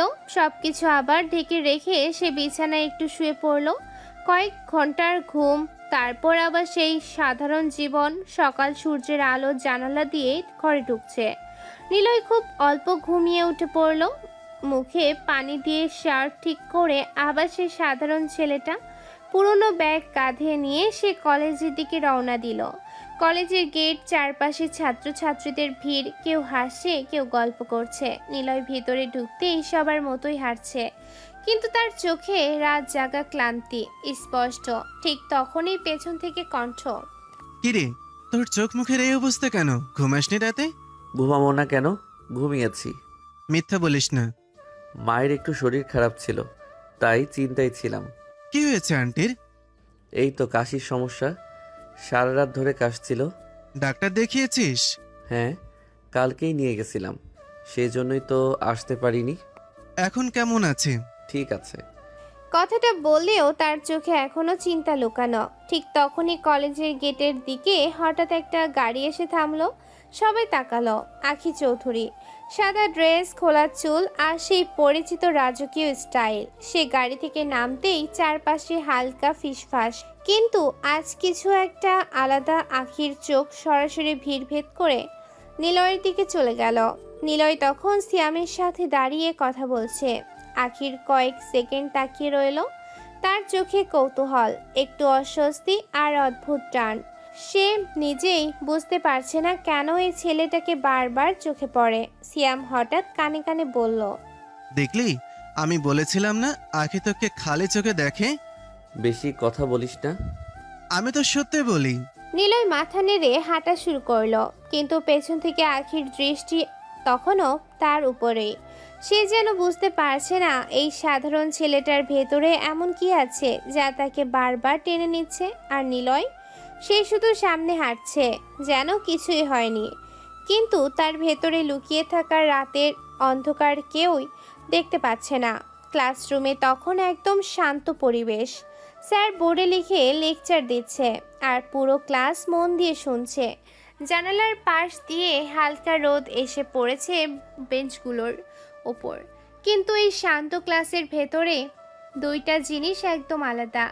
একটা হলো শ্যামের দুষ্টুমি, আরেকটা হলো আখির অদ্ভুত দৃষ্টি। নিলয় চুপচাপ বসে আছে, খাতায় কিছু নোট লিখছে, কিন্তু তার মন পুরোপুরি ক্লাসে নেই। এমন না সে সব কিছুই খেয়াল করেছে, কিন্তু বাইরে থেকে সেটা বোঝার উপায় নেই। হঠাৎ শ্যাম কনুই দিয়ে ধাক্কা দিল। এই শোন কি? ভাই, আমার মনে হয় আঁকি তোর প্রেমে পড়েছে। কি বলছিস তুই? আরে সত্যি বলছি, তুই খেয়াল কর, ক্লাস শুরুর থেকে ও তোকে শুধুই দেখছে। নিলয় সামনের দিকে তাকালো। সামনের সারিতে বসে আছে আঁখি, সাদা ইউনিফর্ম, খোলা চুল আর হাতে কলম, কিন্তু তার চোখ বারবার নিলয়ের দিকে চলে যাচ্ছে। একবার স্যারের দিকে, তারপর আবার নিলয়। নিলয় চোখ সরিয়ে দিয়ে নিয়ে নিচু গলায় বলল, ধুর, কি বলিস? আমি কি মিথ্যে বলি নাকি? আখি কত বড় লোক জানিস? তাতে কি হয়েছে? তাতে কি হয়েছে মানে? ভালোবাসা কি গরিব বড়লোক দেখে হয় নাকি? আর আমি তোকে বলে দিচ্ছি, ওই মেয়ে তোকে ফলো করছে ঠিকভাবে, এমনভাবে তাকায় যেন তুই ক্লাসের ছাত্র না, ওর মাথার ভেতরের কোনো রহস্য। তুই বেশি সিনেমা দেখিস? না ভাই, আমি বাস্তব দেখি। সবাই বই বন্ধ করে মনোযোগ দাও। পুরো ক্লাস চুপ হয়ে গেল, কিন্তু আখির চোখ তখনও এক সেকেন্ডের জন্য নিলয় থেকে সরল না। নিলয় সেটা অনুভব করলো। সে কলম দিয়ে খাতায় লিখতে লাগলো, কিন্তু তার ভেতরে একটা অদ্ভুত অস্বস্তি কাজ করছে। সে নিজের মনে ভাবলো, মেয়েটা বারবার তাকায় কেন? দেখলি, আবার দেখছি। চুপ থাক। আচ্ছা ঠিক আছে, চুপ থাকবো, কিন্তু একটা কথা মনে রাখিস। কি? কেউ যদি বারবার কারো দিকে তাকায়, সেটা কৌতূহল না, সেটা টান। নিলয় কিছু বলল না, কিন্তু এবার সে সত্যি আখির দিকে একবার তাকালো। ঠিক সেই মুহূর্তে আখির চোখও তার দিকে ছিল। দুজনের চোখ এক সেকেন্ডের জন্য মিলল। আখি দ্রুত চোখ সরিয়ে নিল, কিন্তু সেই এক সেকেন্ডে কিছু একটা হয়ে গেল। নিলয়ের বুকের ভেতর হালকা অস্বস্তি, আর আখির মুখে অদ্ভুত লজ্জা। সে নিজেকে সামলে নিল। স্যার আবার পড়ানো শুরু করলো। ক্লাস চলতে লাগলো, কিন্তু তিনজনের মাথার ভেতরে তিনটা আলাদা চিন্তা। সিয়াম হাসছে আর ভাবছে প্রেম।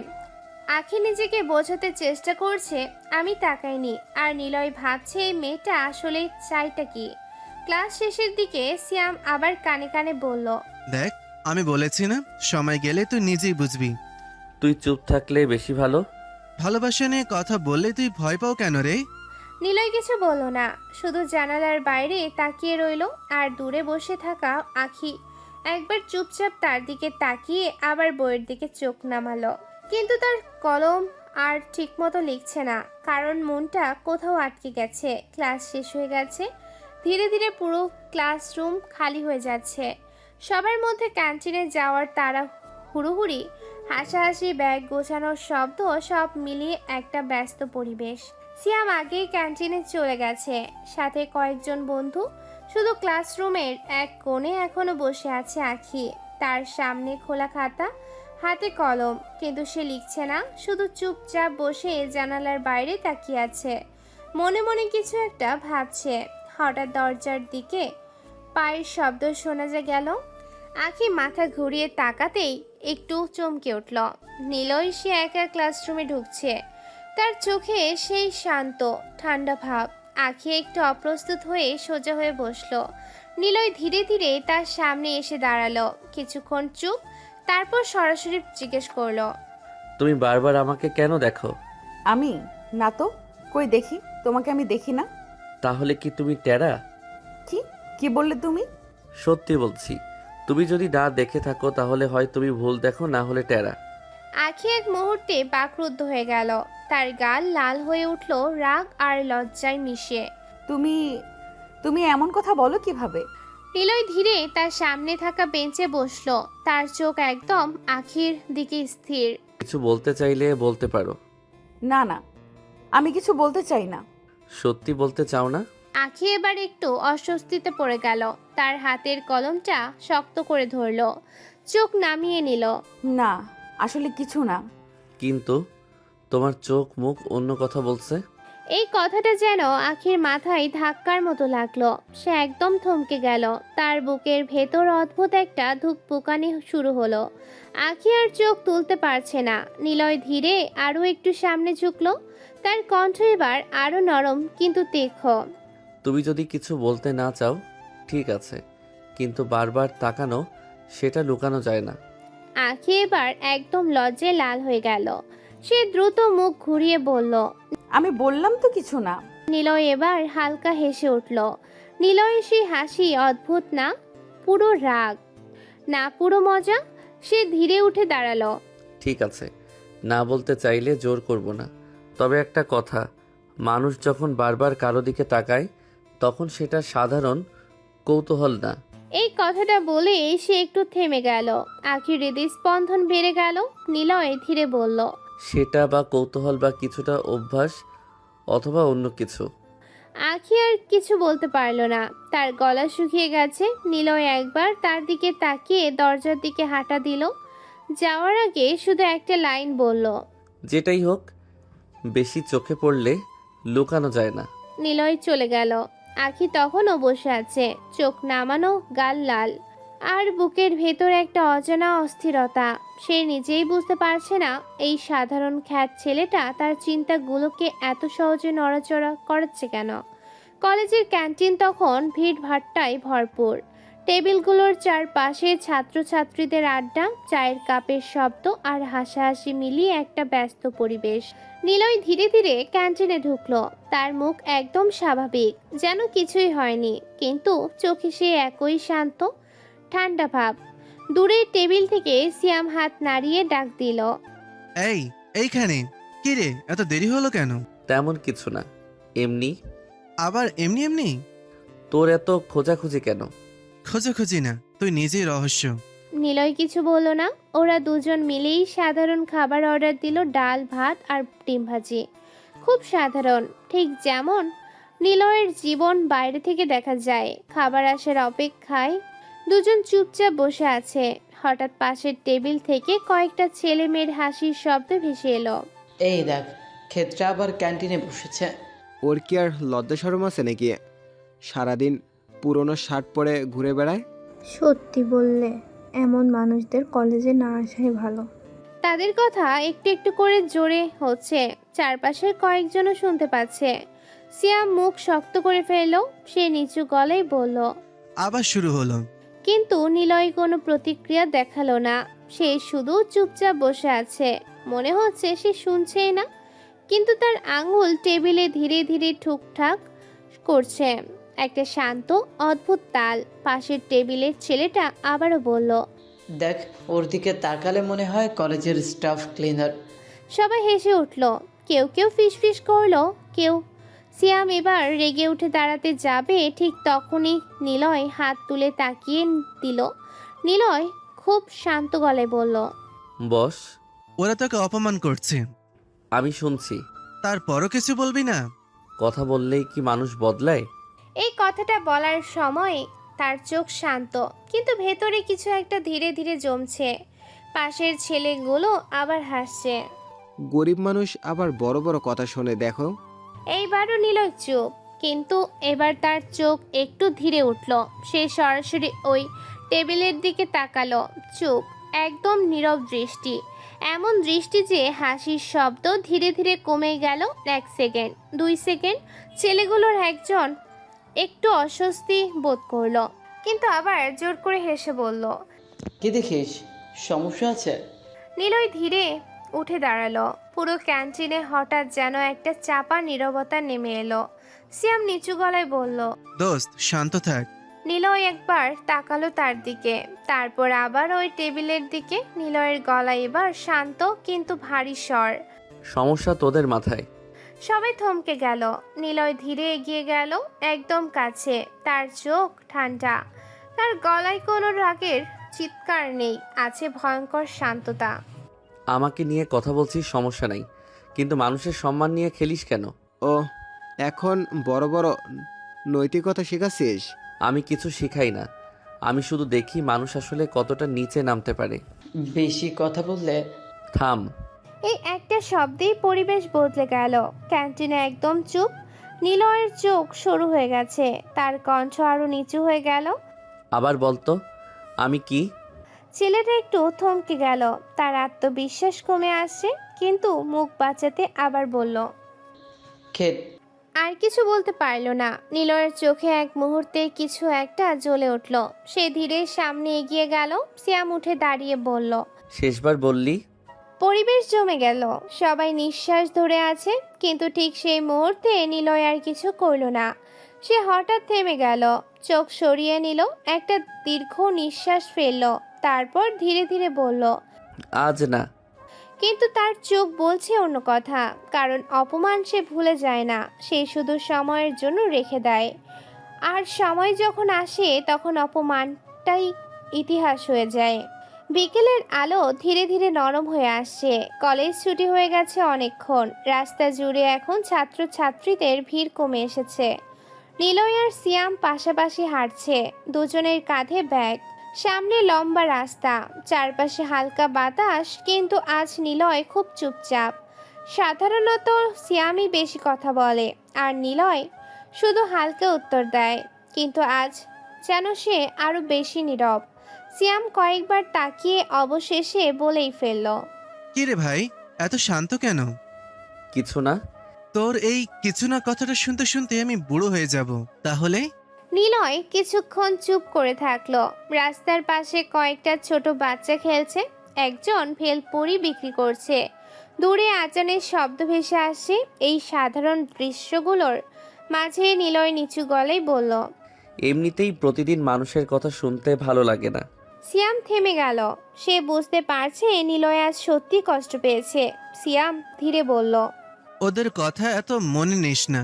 মনে নিতে চাই না, কিন্তু প্রতিদিন একই জিনিস শুনতে শুনতে মানুষ ক্লান্ত হয়ে যায়।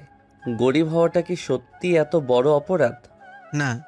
তাহলে সবাই এমনভাবে কথা বলে কেন, যেন গরিব মানেই মানুষ না? কারণ মানুষ টাকাকে সম্মান করে, মানুষকে না। সত্যি? কিন্তু একটা কথা লিখে রাখ, একদিন তুই অনেক বড় হবি, তখন এই মানুষগুলো তোর সামনে দাঁড়ানোর সাহসও পাবে না। বড় মানুষ হওয়া এত সহজ না। তুই আলাদা, তোর চোখে একটা জিনিস আছে। কি? আগুন। তুই বাইরে থেকে শান্ত, কিন্তু আমি জানি তুই একদিন এমন কিছু করবি যেটা দেখে সবাই অনেক অবাক হয়ে যাবে। বেশি সিনেমা দেখিস? আরে সত্যি বলছি, তুই সাধারণ না।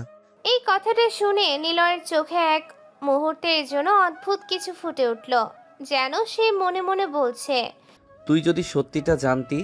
কিন্তু সে কিছু বলল না। রাস্তার পাশে একটা দোকান থেকে চায়ের গন্ধ আসছে।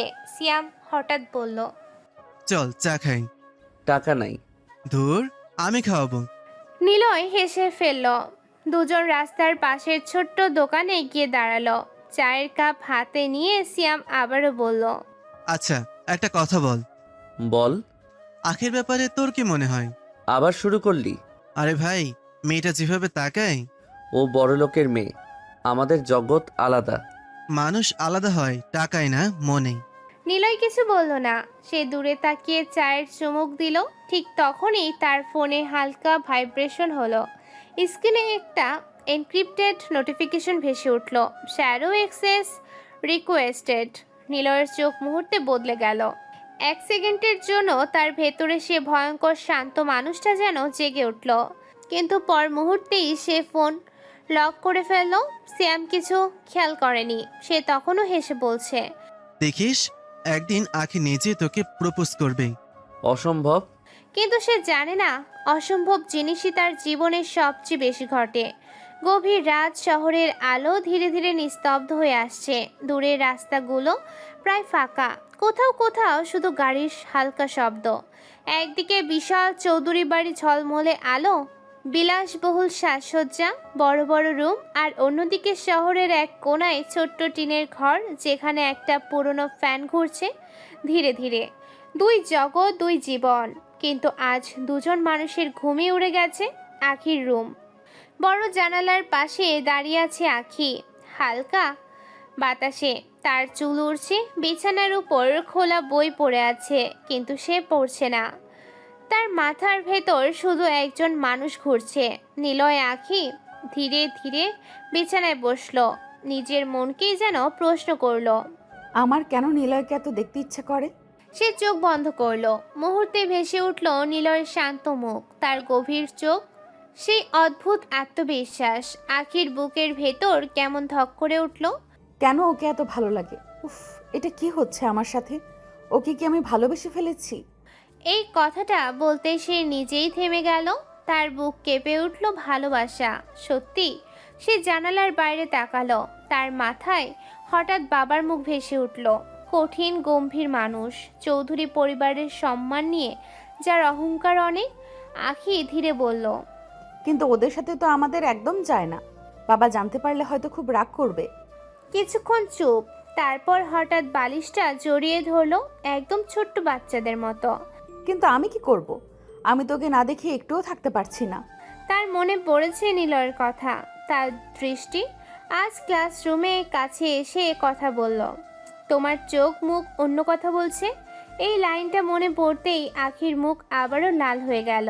সে মুখ ঢেকে ফেললো বালিশে। উফ, ছেলেটা এভাবে কথা বলে কেন? কিন্তু ঠোঁটের কোণে ছোট্ট হাসি ফুটে উঠল। সে নিজেই বুঝতে পারছে না এই সাধারণ ছেলেটার মাঝে এমন কি আছে যেটা তাকে বারবার টেনে নিচ্ছে। এদিকে নিলয় রুম, রাত প্রায় 2টা, পুরো ঘর অন্ধকার, শুধু মনিটরে নীল আলো জ্বলছে। নিলয় চুপচাপ বসে আছে, চোখে ক্লান্তি নেই, বরং ভয়ঙ্কর স্থিরতা। স্ক্রিনে একের পর এক কোড ভেসে উঠছে। Access granted, financial network branched, tracking hidden accounts. তার আঙ্গুলগুলো অবিশ্বাস্য দ্রুততায় চলছে। এই মুহূর্তে সে আর সাধারণ কলেজ স্টুডেন্ট না, সে শ্যাডো, যার নাম শুনে ডার্ক ওয়েব পর্যন্ত কেঁপে ওঠে। একটা ভিডিও কল ভেসে উঠল। নিলয় রিসিভ করতেই ওপাশে তার কানাডার ম্যানেজার। স্যার, ইউরোপের প্রজেক্টে সমস্যা হয়েছে। Solve it. তারা বলেছে আপনি ছাড়া। আমি এখন বাংলাদেশে। আর একটা কথা মনে রাখো, আমি না থাকলেও আমার সিস্টেম চলে। Sorry sir. কল কেটে গেল। নিলয় আবার কাজে মন দিল। স্ক্রিনে হঠাৎ একটা ফাইল ওপেন হলো, সেখানে কলেজের কিছু ডাটা। নিলয়ের চোখ কয়েক সেকেন্ড স্থির হয়ে গেল, কারণ একটা নাম ভেসে উঠেছে, আখি চৌধুরী। নিলয় ব্রু কুচকালো। সে কয়েক সেকেন্ড চুপ করে রইল, তারপর ধীরে ফাইলটা বন্ধ করে নিল। নিলয় নিচু গলায় বলল, অযথা কারো ব্যক্তিগত জীবনে ঢোকা আমার কাজ না। সে আবার কাজে ফিরে গেল। কিন্তু অদ্ভুতভাবে আজ তার মাথায়ও একটা মুখ বারবার ভেসে উঠছে। আখি, মেয়েটার লজ্জা পাওয়া মুখ, বারবার তাকানো, আর সেই চোখ। নিলয় বিরক্ত হয়ে মাথা ঝাঁকালো। ফালতু চিন্তা। সে আবার মনিটরের দিকে তাকালো, কিন্তু কাজের মাঝেও আজ তার মন পুরোপুরি স্থির না। আর দূরে কোথাও একটা মেয়ে একই আকাশের নিচে বসে একজন খ্যাত ছেলেকে ভাবছে। আর সেই ছেলেটাই পুরো পৃথিবীর অন্ধকার দুনিয়ার সবচেয়ে ভয়ঙ্কর নাম শুক্রবার সকাল। আজ কলেজ বন্ধ। সকালের এই একই দিনটা নিলয় পুরোটা সময় বাসে থাকে, তাই ছোট্ট এই ঘরটায় আজ যেন অন্যরকম আনন্দ। সকালে নরম রোদ জানালা দিয়ে ভেতরে ঢুকছে, বাইরে পাখির ডাক, দূরে মসজিদ থেকে কোরআন তেলাওয়াতের শব্দ, সব মিলিয়ে শান্ত একটা সকাল।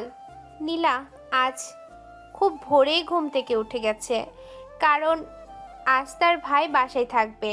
সে রান্নাঘরে ঢুকে মায়ের পাশে দাঁড়িয়ে খুশি গলায় বলল, মা, আজ ভাইয়াকে কোথাও যেতে দেব না।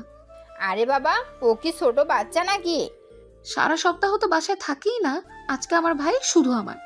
মা মুচকি এসে মেয়ের মাথায় হাত রাখলেন, কিন্তু তার নিজের মনও আজ খুশি, কারণ শুক্রবার ছাড়া সত্যি ছেলেটাকে ঠিকমতো পাওয়া যায় না। সারাদিন কলেজ, তারপর টিউশনি, আবার রাতে নিজের রুমে কাজ। মাঝে মাঝে মা ভাবে ছেলেটা এত চাপ কিভাবে সামলায়। তিনি রান্নাঘরে দাঁড়িয়ে ভাবছেন আজ কি রান্না করবেন। ছেলের পছন্দের কিছু করতে ইচ্ছে করছে, কিন্তু সংসারের হিসাবও তো আছে। তিনি নিজের মনেই বললেন, একটু ডিম ভুনা করি? না থাক, ছেলেটা মাংস পছন্দ করে। ঠিক তখনই বাইরের দরজার শব্দ হলো। নীলা দৌড়ে বের হয়ে গিয়ে চিৎকার করে উঠল, ভাইয়া এসেছে? মা রান্নাঘরে থেকে বের হয়ে থমকে গেলেন। নিলয় দুই হাতে বড় বড় বাজারে ব্যাগ নিয়ে দাঁড়িয়ে আছে। মাছ, মাংস, সবজি, ফল, দুধ, এক গাদা বাজার। নীলার চোখ একদম গোল হয়ে গেল। এত বাজার কেন ভাইয়া? আরে আজ তো বাসায় থাকবো, সবাই মিলে ভালো মন্দ খাবো। আজ আমরা মাছ মাংস খাবো? এত টাকা কোথায় পেলি বাবা? মা, তোমাকে আমি বলেছি কখনো টাকা নিয়ে চিন্তা করবে না। শুধু কিনলেই তো হবে না বাবা, হিসাব করে চলতে হয়। নিলয় এবার মায়ের সামনে এসে দাঁড়ালো, তার চোখে অদ্ভুত কোমলতা। মা, তোমরাই আমার সব। আমি যদি কোটি টাকাও কামাই করি সেটা তোমাদেরই জন্য। কথাটা শুনে মা হতবাক হয়ে তাকিয়ে রইলেন। ছেলেটা কথাগুলো এত সহজভাবে বলল, কিন্তু তার চোখে ছিল গভীর সত্যি। নিলয় আবার বলল, তোমরা কখনো টাকা নিয়ে চিন্তা করবে না, যখন যা লাগবে শুধু আমাকে বলবা। আল্লাহ তোকে ভালো রাখুক বাবা। ও মা, ইলিশ মাছও এনেছো? আমার বোনের পছন্দ। তুমি পৃথিবীর সেরা ভাইয়া। নিলয়ের মুখে শান্ত হাসি ফুটে উঠল। এই ছোট ছোট মুহূর্তগুলোই তার আসল শান্তি। যে ছেলে কোটি কোটি টাকার মালিক, সে সবচেয়ে বেশি খুশি হয় বোনের হাসি দেখে। মা বাজারের দিকে তাকিয়ে আবার বললেন, এত কিছু না আনলেও পারতি। আজকে কিন্তু আমি অনেক খাবো। আমিও। মা হেসে ফেললেন। অনেকদিন পর এই ঘরে এত হাসির শব্দ। তারপর সবাই মিলে রান্নার কাজে লেগে পড়ে। নীলা আলু কাটতে গিয়ে হাত কেটে ফেলতে বসলো। নিলয় সাথে সাথে বলল, এই সাবধানে। উফ, আমি তো শিখেছি। আমার মেয়ের রান্না শিখতে আরো 10 বছর লাগবে। মা, পুরো ঘর হাসিতে ভরে উঠল। কিছুক্ষণ পর রান্নাঘর জুড়ে ইলিশ ভাজার গন্ধ ছড়িয়ে গেল। নিলয় দরজার পাশে দাঁড়িয়ে চুপচাপ মা আর বোনকে দেখছে। তার চোখ ধীরে নরম হয়ে গেল। এই দৃশ্যটার জন্যই সে সব করে। এই দুইজন মানুষ যেন কখনো কষ্ট না পায়। ঠিক তখনই তার ফোনে হালকা ভাইব্রেশন হলো। স্ক্রিনে encrypted notification, emergency meeting request, Canada. নীলয়ের চোখ এক মুহূর্তের জন্য ঠান্ডা হয়ে গেল, কিন্তু পরের মুহূর্তেই সে ফোন সাইলেন্ট করে রাখলো। আজ শুক্রবার, আজ সে শুধু ছেলে, শুধু ভাই, কোনো শ্যাডো না। দেখতে দেখতে প্রায় 2 ঘন্টা কেটে গেল। ছোট্ট ঘরটার ভেতর এখন শুধু রান্নার দারুণ গন্ধ। ইলিশ মাছ ভাজা, গরুর মাংস, ডাল আর গরম ভাতের গন্ধে পুরো বাসা যেন উৎসবের মতো হয়ে উঠেছে। মা শেষবারের মতো রান্না নেড়ে চুলা বন্ধ করলেন। কপালে হালকা ঘাম জমেছে। নীলার সাথে সাথে দৌড়ে গিয়ে বলল, মা শেষ, আমি আর অপেক্ষা করতে পারছি না। তোর তো সবসময় শুধু খাওয়ার চিন্তা। ভালো খাবার সামনে থাকলে কে অপেক্ষা করে বলো? আমিও আর অপেক্ষা করতে পারছি না। দেখছো মা, ভাইও আমার দলে। মা হেসে মাথা নাড়লেন। তারপর 3 জন মিলে মাটিতে বসে খেতে শুরু করলো। গরম ভাতের ধোয়া উঠছে। নীলা বারবার মাংস নিচ্ছে আর নিলয় মাঝে মাঝে মায়ের প্লেটে খাবার তুলে দিচ্ছে। মা বিরক্ত হয়ে বললেন, আরে বাবা, এত দিচ্ছিস কেন? ডাক্তার কি বলেছে ভুলে গেছো? ঠিক মতো খেতে হবে। না খেলে আমি কিন্তু ভাইয়াকে বলে দেবো। তোমরা 2 ভাই বোন মিলে আমাকে একদম বন্দি বানিয়ে ফেলেছো। নিলয় অনেকদিন পর এত শান্তভাবে খাচ্ছে। এই মুহূর্তে যেন তার জীবনে কোনো ঝামেলা নেই, না ডার্ক ওয়েব, না কোটি টাকার ব্যবসা, না শ্যাডো পরিচয়। সে শুধু একটা সাধারণ ছেলে, নিজের পরিবার নিয়ে খুশি। খেতে খেতে নীলা হঠাৎ বলল, ভাইয়া, তোর বউকে কিন্তু আমি অনেক জ্বালাবো। আগে ওর বউ তো আসুক। আমার মনে হয় ভাইয়ার কোনো সিক্রেট প্রেম আছে। বেশি কথা বললে মাছটা নিয়ে নিব। না না, আমি চুপ। পুরো ঘর আবার হাসিতে ভরে উঠল। দুপুরের পর সবাই একটু বিশ্রাম নিল। মা ঘুমিয়ে পড়লেন। নীলাও ফোন দেখতে দেখতে ঘুমিয়ে গেছে। শুধু নিলয় জানালার পাশে বসে আছে। বাইরে বিকেলের নরম আলো, তার হাতে ফোন, চোখে অদ্ভুত শান্ত ভাব। হঠাৎ ফোনে টুং করে মেসেজ আসলো। নিলয় স্ক্রিনের দিকে তাকালো। Unknown number. সে ব্রু কুচকে মেসেজ ওপেন করলো। নিলয়, একটু দেখা করতে পারবে? মেসেজটা পড়েই নিলয়ের ঠোঁটের কোণে ধীরে হাসি ফুটলো, কারণ নাম্বারটা সে চিনে ফেলেছে। আখি। নিলয় কিছুক্ষণ স্ক্রিনের দিকে তাকিয়ে রইল, তার চোখে সে রহস্যময় শান্তি। তারপর মনে মনে হাসলো। শেষ পর্যন্ত অনুভূতির কাছেই হার মানছে আখি।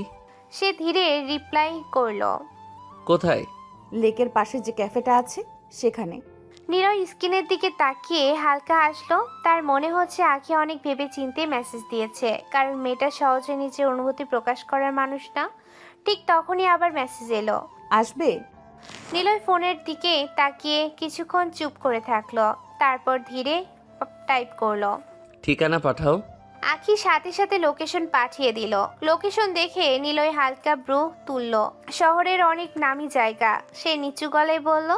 বড় লোকদের জায়গা। কিন্তু তার চোখে বিন্দুমাত্র সংকোচ নেই, কারণ পৃথিবীর সবচেয়ে দামি জায়গাগুলোও তার জন্য নতুন কিছু না। সে শুধু নিজের পরিচয়টা লুকিয়ে রেখেছে। ঠিক তখনই আরেকটা মেসেজ এলো। আর হ্যাঁ, আসতেই হবে। এই মেসেজটা পড়ে নিলয় সত্যি সত্যি হেসে ফেলল। তার চোখে কেমন যেন মজা ফুটে উঠল। মেয়েটা জেদিও আছে।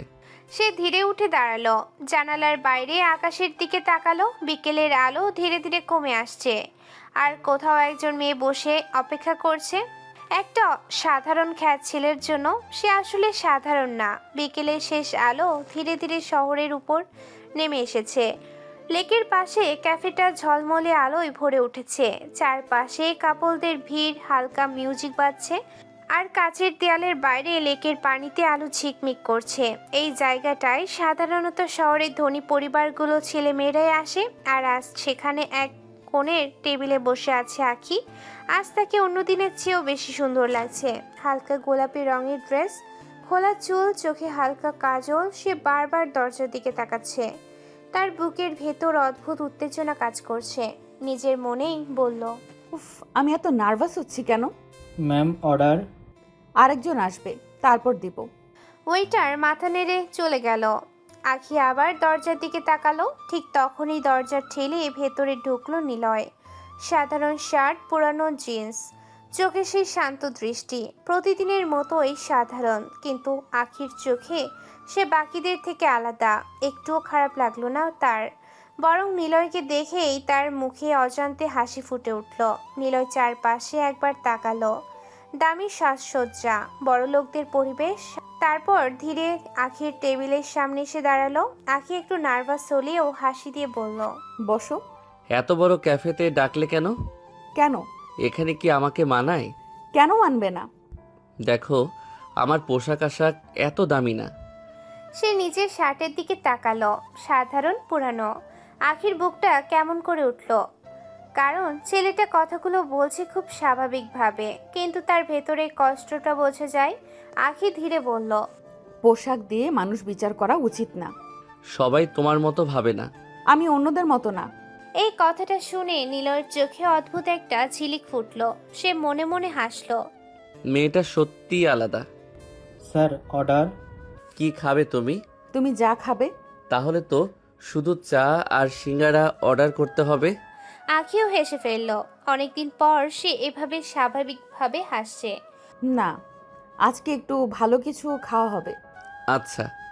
ওয়েটার অর্ডার নিয়ে চলে গেল। কিছুক্ষণ দুজনের মাঝেই নীরবতা। আঁখি চুপচাপ নিলয়ের দিকে তাকিয়ে আছে। আজ কাছ থেকে ছেলেটাকে আরো অন্যরকম লাগছে। চোখ দুটো খুব গভীর, শান্ত, কিন্তু যেন অনেক কিছু লুকানো। নিলয় সেটা বুঝে ফেলল। সে হালকা হেসে বলল, আবার তাকানো শুরু? আমি তাকাইনি। তাহলে কি আজও টেরা হয়ে গেছো? তুমি না, একদম অসহ্য। নিলয় মনে মনে হাসলো। সে বুঝতে পারছে আঁখি ধীরে ধীরে তার সামনে দুর্বল হয়ে যাচ্ছে। ঠিক তখনই আঁখি ধীরে বলল, একটা কথা বলবো? বলো। তুমি সব সময় এমন চুপচাপ কেন? সব মানুষ নিজের গল্প বলতে পছন্দ করে না। তোমার মাঝে অনেক রহস্য, সবাইকে না। নিলয় এবার তার দিকে তাকালো। তার ঠোঁটে ধীরে একটা রহস্যময় হাসি ফুটল। রহস্য মানুষকে ভয় পাইয়ে দেয়। সবাইকে না। নিলয়ের চোখ কয়েক সেকেন্ড আঁখির চোখে স্থির হয়ে রইল, আর সেই মুহূর্তে দুজনের মাঝে নীরবতা যেন অন্যরকম হয়ে গেল। ক্যাফেটার ভিতরে তখন নরম মিউজিক বাজছে। চারপাশে কাপলদের আস্তে আস্তে কথা বলার শব্দ, কফির গন্ধ আর লেকের পাশের হালকা বাতাস সব মিলিয়ে পরিবেশটা অদ্ভুত শান্ত। টেবিলের ওপর দুটো কফির কাপ। আঁখি চুপচাপ বসে আছে, আর নিলয় ধীরে কফির কাপে চুমুক দিল। তার চোখ স্বাভাবিক, মুখেও শান্ত ভাব, কিন্তু আখির বুকের ভেতর তখন ঝড় চলছে। সে বারবার নিজের হাত মুঠো করছে, মনে মনে বলছে, বলবো? না, বলবো না। I love you. নিলয় ঠিক তখনই কফি খাচ্ছিল। কথাটা শুনে সে সাথে সাথে বিষম খেলো, কাঁচতে লাগলো। আখি একদম চমকে উঠে বলল, আরে আস্তে, এত শখ খাওয়ার কি আছে? নিলয় কয়েক সেকেন্ড কাঁচতে কাঁচতে তার দিকে তাকালো, তারপর পানি খেয়ে বলল। শখ খাওয়ার মতোই তো কথা বললে। আখি ঠোঁট কামড়ে নিচে তাকালো, মুখটা একদম লাল হয়ে গেছে, কিন্তু এবার সে নিজেকে সামলে নিল। পারি না নাকি বলতে? নিলয় কিছুক্ষণ চুপ করে তার দিকে তাকিয়ে রইল। মেয়েটার চোখে কোনো মজা নেই, সে সত্যি সিরিয়াস। কিন্তু নিলয় নিচু গলায় বলল, অবশ্যই বলতে পারো, কিন্তু আমাকে কেন? আমাকে কি তোমার সাথে মানায়? কথাটা বলার সময় তার চোখে হালকা তিক্ততা ফুটে উঠল। সে আবার নিজের শার্টের দিকে তাকালো। সাধারণ কাপড়, সাধারণ জীবন। আখির বুকটা কেমন করে উঠল। সে ধীরে বলল, তোমাকে এত সব ভাবতে হবে না। বাস্তবতা না ভেবে থাকা যায়? আমার তোমাকে ভালো লাগে, ব্যাস। তোমার সাথে কথা বলতে ভালো লাগে, তোমার চোখের দিকে তাকাতে ভালো লাগে। তুমি যখন রাগ করো তখনও ভালো লাগে, তুমি যখন চুপচাপ থাকো তখনও। নিলয় চোখে অদ্ভুত ঝিলিক ফুটল। সে খুব কম মানুষকে নিজের সামনে এত খোলামেলা হতে দেখেছে। আখি আবারও বলল, আমি জানি তুমি গরিব, জানি তোমার জীবন আমার মতো না, কিন্তু আমার মন তো এসব বোঝে না। আমি চেষ্টা করেছি নিজেকে থামাতে, পারিনি। কথাগুলো বলতে বলতে আখির চোখ একটু ভিজে উঠল। সে নিচু গলায় বলল, আমি সারা দিন তোমার কথাই ভাবি। নিলয় এবার চুপচাপ তার দিকে তাকিয়ে রইল। তার ভেতরে অদ্ভুত অনুভূতি কাজ করছে, কারণ কেউ তাকে শ্যাডো হিসেবে ভালোবাসে না। সবাই ভয় পায়, সম্মান করে, কিন্তু এই মেয়েটা, সে ভালোবেসেছে নিলয়কে, সেই সাধারণ ছেলেটাকে। নিলয় ধীরে বলল, যদি একদিন জানতে পারো আমি তোমার ভাবনার মতো না। মানে? কিছু না। সে আবার কফির কাপে চুমুক দিল, কিন্তু এবার তার চোখ আগের মতো স্থির নেই। আখি ধীরে বলল, তুমি কিছু বলবে না? নিলয় তাকালো। আখির চোখে ভয়, যেন সে উত্তর শুনতে ভয় পাচ্ছে। নিলয় নিচু গলায় বলল, তুমি জানো তো তোমার পরিবার কখনো এটা মেনে নিবে না। আমি পরিবারকে বোঝাবো। সবকিছু এত সহজ না আখি। তুমি শুধু বলো, তোমার আমার প্রতি কিছুই অনুভূতি নেই? প্রশ্নটা শুনে নিলয় থেমে গেল। তার চোখ কয়েক সেকেন্ড আখির চোখে স্থির রইল। নীরবতা, শুধু দূরের মিউজিক বাজছে। তারপর নিলয় ধীরে চোখ সরিয়ে নিল। আমি এমন জীবন বেছে নিয়েছি যেখানে অনুভূতি দুর্বলতা হয়ে যায়। আখি কিছুই বুঝলো না পুরোপুরি, কিন্তু সে বুঝলো নিলয়ের ভেতরে অনেক অন্ধকার লুকানো। তবুও তার মন আরো বেশি টান অনুভব করলো। আখি ধীরে হাত বাড়িয়ে নিলয়ের হাত ছুঁয়ে দিল। নিলয় এক মুহূর্ত থেমে গেল। আখি খুব আস্তে বলল, তাহলে আমাকে তোমার দুর্বলতা হতে দাও। কথাটা শুনে নিলয়ের বুকের ভেতর কেমন যেন ধাক্কা লাগলো, কারণ বহু বছর পর কেউ তার শক্ত মুখোশের আড়ালে থাকা মানুষটাকে ছুঁতে চেষ্টা করেছে। ক্যাফেটার ভেতরে তখনও হালকা মিউজিক বাজছে, কিন্তু আখির কানে এখন কিছুই ঠিক মতো ঢুকছে না। তার পুরো মন শুধু নিলয়ের দিকে। আর নিলয়, সে কিছুক্ষণ চুপচাপ বসে থাকার পর ধীরে চেয়ারটা সরিয়ে উঠে দাঁড়ালো। আখি একদম থমকে গেল, তার বুক ধক করে উঠল। নিলয় শান্ত মুখে বলল, অনেক রাত হয়ে যাচ্ছে, আমাদের যাওয়া উচিত। এই বলে সে ধীরে ধীরে হাঁটতে শুরু করলো। আখি কয়েক সেকেন্ড বোঝারই চেষ্টা করলো কি হলো। তারপর বুকের ভেতর হঠাৎ কেমন ফাঁকা লাগলো। সে নিচের দিকে তাকালো, চোখ দুটো কেমন ঝাপসা হয়ে আসছে, মনে হচ্ছে কেউ তার ভেতরটা চেপে ধরেছে। শেষ পর্যন্ত নিলয় তাকে ফিরিয়ে দিল। তার গলা কেঁপে উঠল, খুব আস্তে ভাঙা কণ্ঠে বলল, আমাকে তোমার পছন্দ না, তাই না? কথাটা শুনে নিলয়ের পা থেমে গেল। চারপাশে মুহূর্তের জন্য সবকিছু যেন নীরব হয়ে গেল। নিলয় কয়েক সেকেন্ড পেছন ফিরে দাঁড়িয়ে রইল, তারপর ধীরে ধীরে আবার আখির দিকে ফিরে এলো। আখি মাথা নিচু করে বসে আছে, তার চোখের কোণে জল চিকচিক করছে। নিলয় তার সামনে এসে দাঁড়ালো। আখি ধীরে মুখ তুলতেই দেখলো নিলয় খুব গভীরভাবে তার দিকে তাকিয়ে আছে। সেই দৃষ্টিতে অদ্ভুত কিছু আছে, শান্ত কিন্তু ভয়ঙ্কর টান। আখির বুক কেঁপে উঠল। নিলয় ধীরে একটু ঝুঁকে এলো। আখি হতবাক হয়ে তাকিয়ে আছে। পরের মুহূর্তেই নিলয় খুব আস্তে আখির ঠোঁটে একটা চুমু খেলো। সময় যেন থেমে গেল। আখির পুরো শরীর কেঁপে উঠল, তার চোখ বড় হয়ে গেল। মুহূর্তের জন্য সে নিঃশ্বাস নিতেও ভুলে গেল। নিলয় কয়েক সেকেন্ড পর ধীরে সরে এলো, তারপর খুব নিচু গলায় বলল, দেখো তোমাকে পছন্দ করি নাকি করি না। আখির গাল এক মুহূর্ত লাল হয়ে গেল। সে একদম লজ্জায় নিচে তাকিয়ে ফেলল। তার বুকের ভেতর এত জোরে ধুকপুক করছে যে মনে হচ্ছে পুরো ক্যাফে শুনতে পাচ্ছে। নিলয় মুচকি হেসে তার দিকে তাকিয়ে রইল। এই প্রথম সে আখিকে এত অসহায় লজ্জা পেতে দেখল। আখি তোতলাতে লাগলো। তুমি এটা কি করলে? উত্তর দিলাম। আখি 2 হাত দিয়ে মুখ ঢেকে ফেলল। লজ্জায় তার কান পর্যন্ত লাল হয়ে গেছে। নিলয় এবার একটু ঝুঁকে নিচু গলায় বলল, গরিবের রানী হওয়ার জন্য তৈরি থাকুন ম্যাডাম। আখির সাথে সাথে মুখ তুলে তাকালো, তার চোখে অবাক আর আনন্দ একসাথে। মানে এখন আর পিছু হটার সুযোগ নাই। আখির ঠোঁটে ধীরে হাসি ফুটে উঠল, সেই হাসিতে কেমন শিশুসুলভ খুশি। সে নিচু গলায় বলল, আমি তো আগেই হার মেনে গেছি। নিলয়ের চোখ কয়েক সেকেন্ড তার মুখে স্থির রইল। আজ প্রথমবার তার ভেতরের বরফে ঢাকা অংশে একটু উষ্ণতা লাগছে, কারণ এই মেয়েটা তাকে তার টাকার জন্য না, তার পরিচয়ের জন্য না, শুধু নিলয় হিসেবে ভালোবেসেছে। ঠিক তখনই আখি দুষ্টুমি করে বলল, কিন্তু একটা সমস্যা আছে। কি সমস্যা? আমার বাবা যদি জানতে পারে তাহলে তোমাকে মেরে ফেলবে। তোমার বাবা আমাকে চিনে না। আর তুমি নিজেকে কি ভাবো? যেদিন চিনবে সেদিন ভয় পাবে।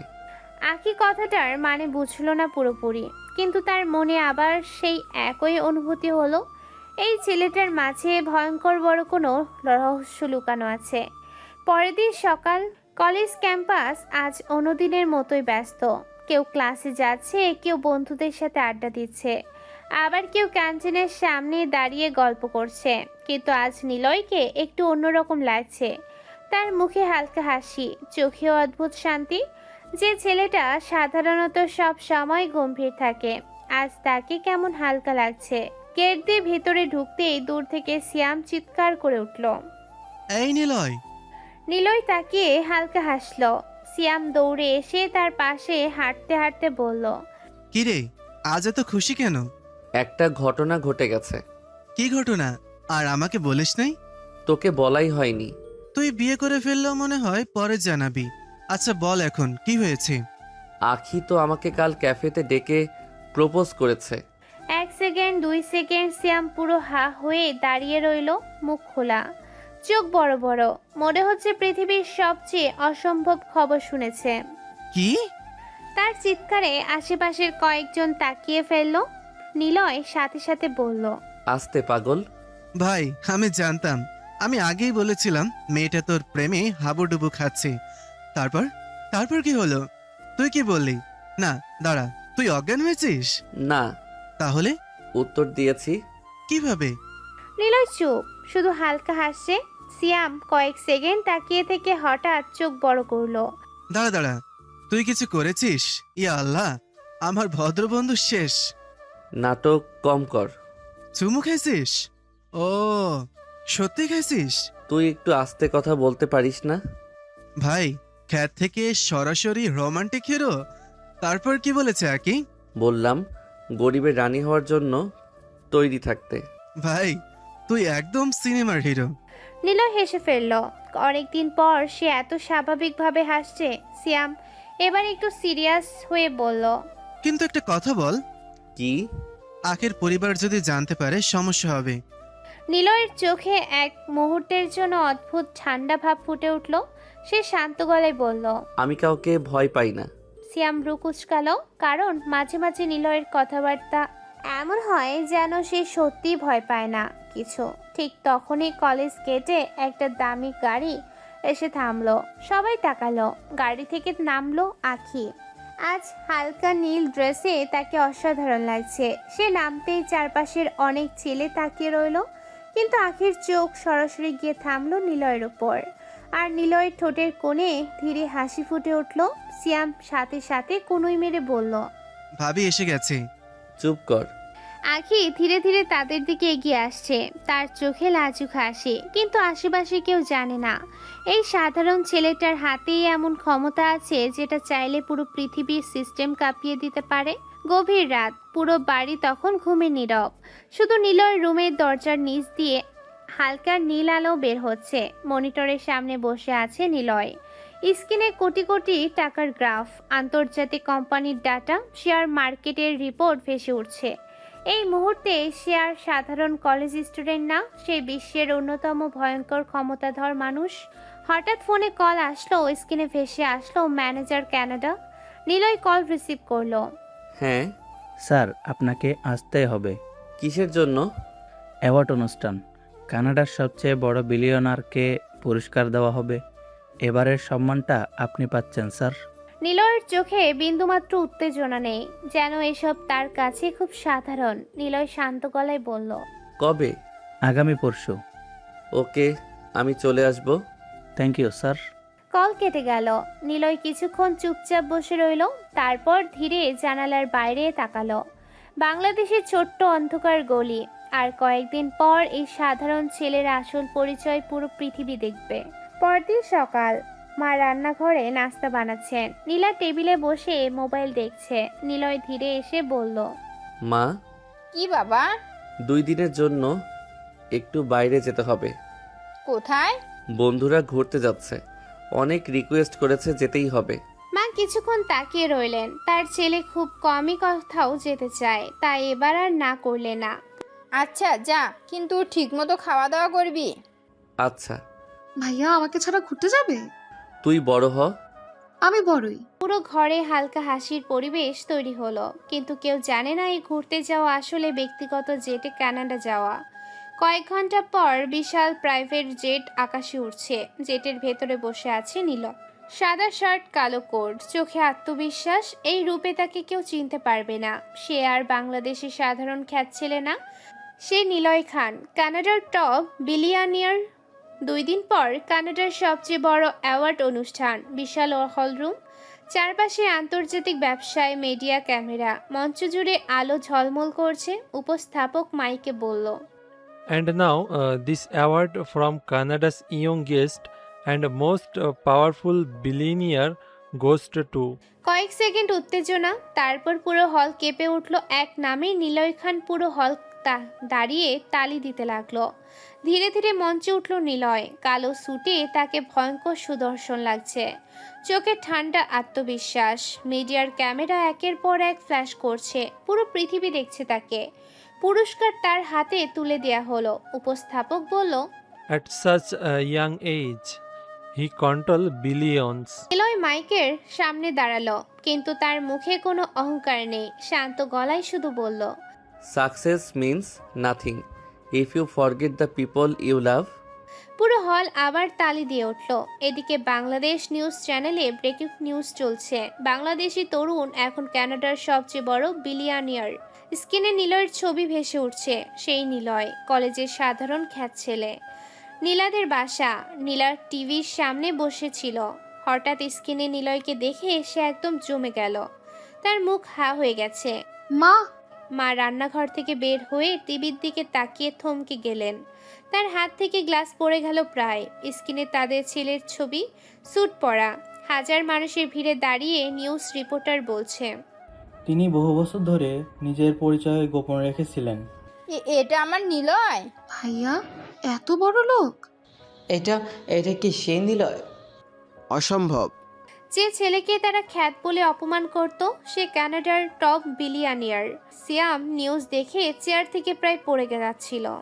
ইয়া আল্লাহ, আমার বন্ধু ব্লিনিয়ার! তাই তো বলি, ছেলেটার ভাবই আলাদা ছিল। আর আখি, সে নিজের রুমে বসে টিভির দিকে তাকিয়ে আছে, চোখে অবিশ্বাস্য। স্ক্রিনে নিলয়, সে একই চোখ, সে একই শান্ত মুখ, কিন্তু আছে পুরো অন্য মানুষ। আখির বুক কেঁপে উঠল। সে আস্তে বলল, নিলয়। তার মাথায় বারবার একটা কথাই ঘুরছে, যেদিন চিনবে সেদিন ভয় পাবে। আখির চোখ ভিজে উঠল, কারণ আছে, বুঝলো সে যাকে ভালোবেসেছে সে সাধারণ কেউ না। পরের দিন সকাল, ছোট্ট বাড়িটার সামনে একটা কালো গাড়ি এসে থামলো। আশেপাশে মানুষ অবাক হয়ে তাকিয়ে আছে, কারণ এমন গাড়ি এই এলাকায় খুব কমই আসে। গাড়ির দরজা খুলে ধীরে নেমে এলো নিলয়। সাধারণ পোশাকই পরেছে, কিন্তু আজ তার মধ্যে অন্যরকম একটা ব্যক্তিত্ব ফুটে উঠেছে। গতকালের পর আর কেউ তাকে আগের মতো সাধারণ ভাবতে পারছে না। নিলয় দরজার সামনে আসতেই ভেতর থেকে মা দৌড়ে বের হয়ে এলেন, চোখে পানি, মুখে হাসি। বাবা ফিরে এসেছিস? হ্যাঁ মা। মা এখনো বিশ্বাস করতে পারছে না যে ছেলেটাকে নিয়ে তিনি এত কষ্ট করেছেন, সেই ছেলে আজ কোটি কোটি টাকার মালিক। ঠিক তখনই নীলা দৌড়ে এসে দাঁড়ালো, কিন্তু তার মুখ ফুলে আছে। আমি তোর ওপর রাগ করেছি। কেন? তুই এতদিন মিথ্যে কেন বলেছিস আমাদের? তুই যে এত বড় বিলিনিয়ার কখনো বলিসনি। নিলয় কয়েক সেকেন্ড চুপ হয়ে গেল, তার চোখ ধীরে ধীরে গম্ভীর হয়ে উঠল। মা আর নীলা দুজনেই তার দিকে তাকিয়ে আছে। নিলয় ধীরে চেয়ারে বসলো, তারপর নিচু গলায় বলতে শুরু করলো। যেদিন বাবাকে তার পরিবার অপমান করে তাড়িয়ে দিয়েছিল। মায়ের মুখ সাথে সাথে মলিন হয়ে গেল, পুরনো কষ্টগুলো যেন আবার সামনে ভেসে উঠল। নিলয় আবার বলল, বাবার সব সম্পত্তি লিখে নিয়ে আমাদের ফাঁকি দিয়েছিল, আমাদের রাস্তায় নামিয়ে দিয়েছিল। সেদিন আমি প্রতিজ্ঞা করেছিলাম এর থেকে 1000 কোটি টাকার সম্পদ আমি করব। মা চুপচাপ চোখের পানি মুছলেন। নিলয়ের গলা আরো ভারী হয়ে উঠল। আমি ওদের দেখিয়ে দিতে চেয়েছিলাম আমি কতটা উপরে উঠতে পারি, যতটা উপরে উঠলে ওরা তাকাতেও পারবে না আমার দিকে। ঘরটা নিস্তব্ধ হয়ে গেল। নীলার চোখ ভিজে উঠেছে, মায়ের বুক গর্ভে ভরে যাচ্ছে। নিলয় ধীরে মুচকি হাসলো।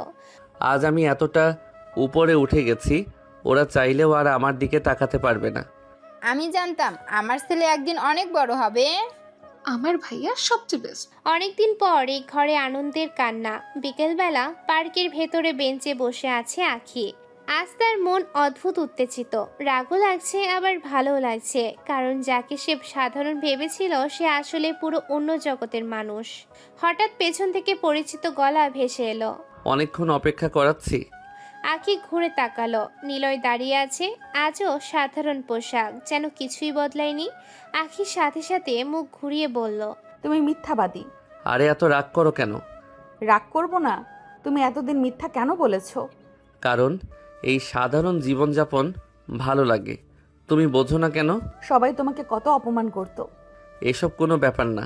আসলে পকেটে টাকা না থাকলেই মানুষ চেনা যায়। আমিও চিনতে পেরেছি কে আমার দুঃসময়ের বন্ধু। সিয়াম ছাড়া কেউ আমার পাশে ছিল না। আমি বুঝি কেউ না?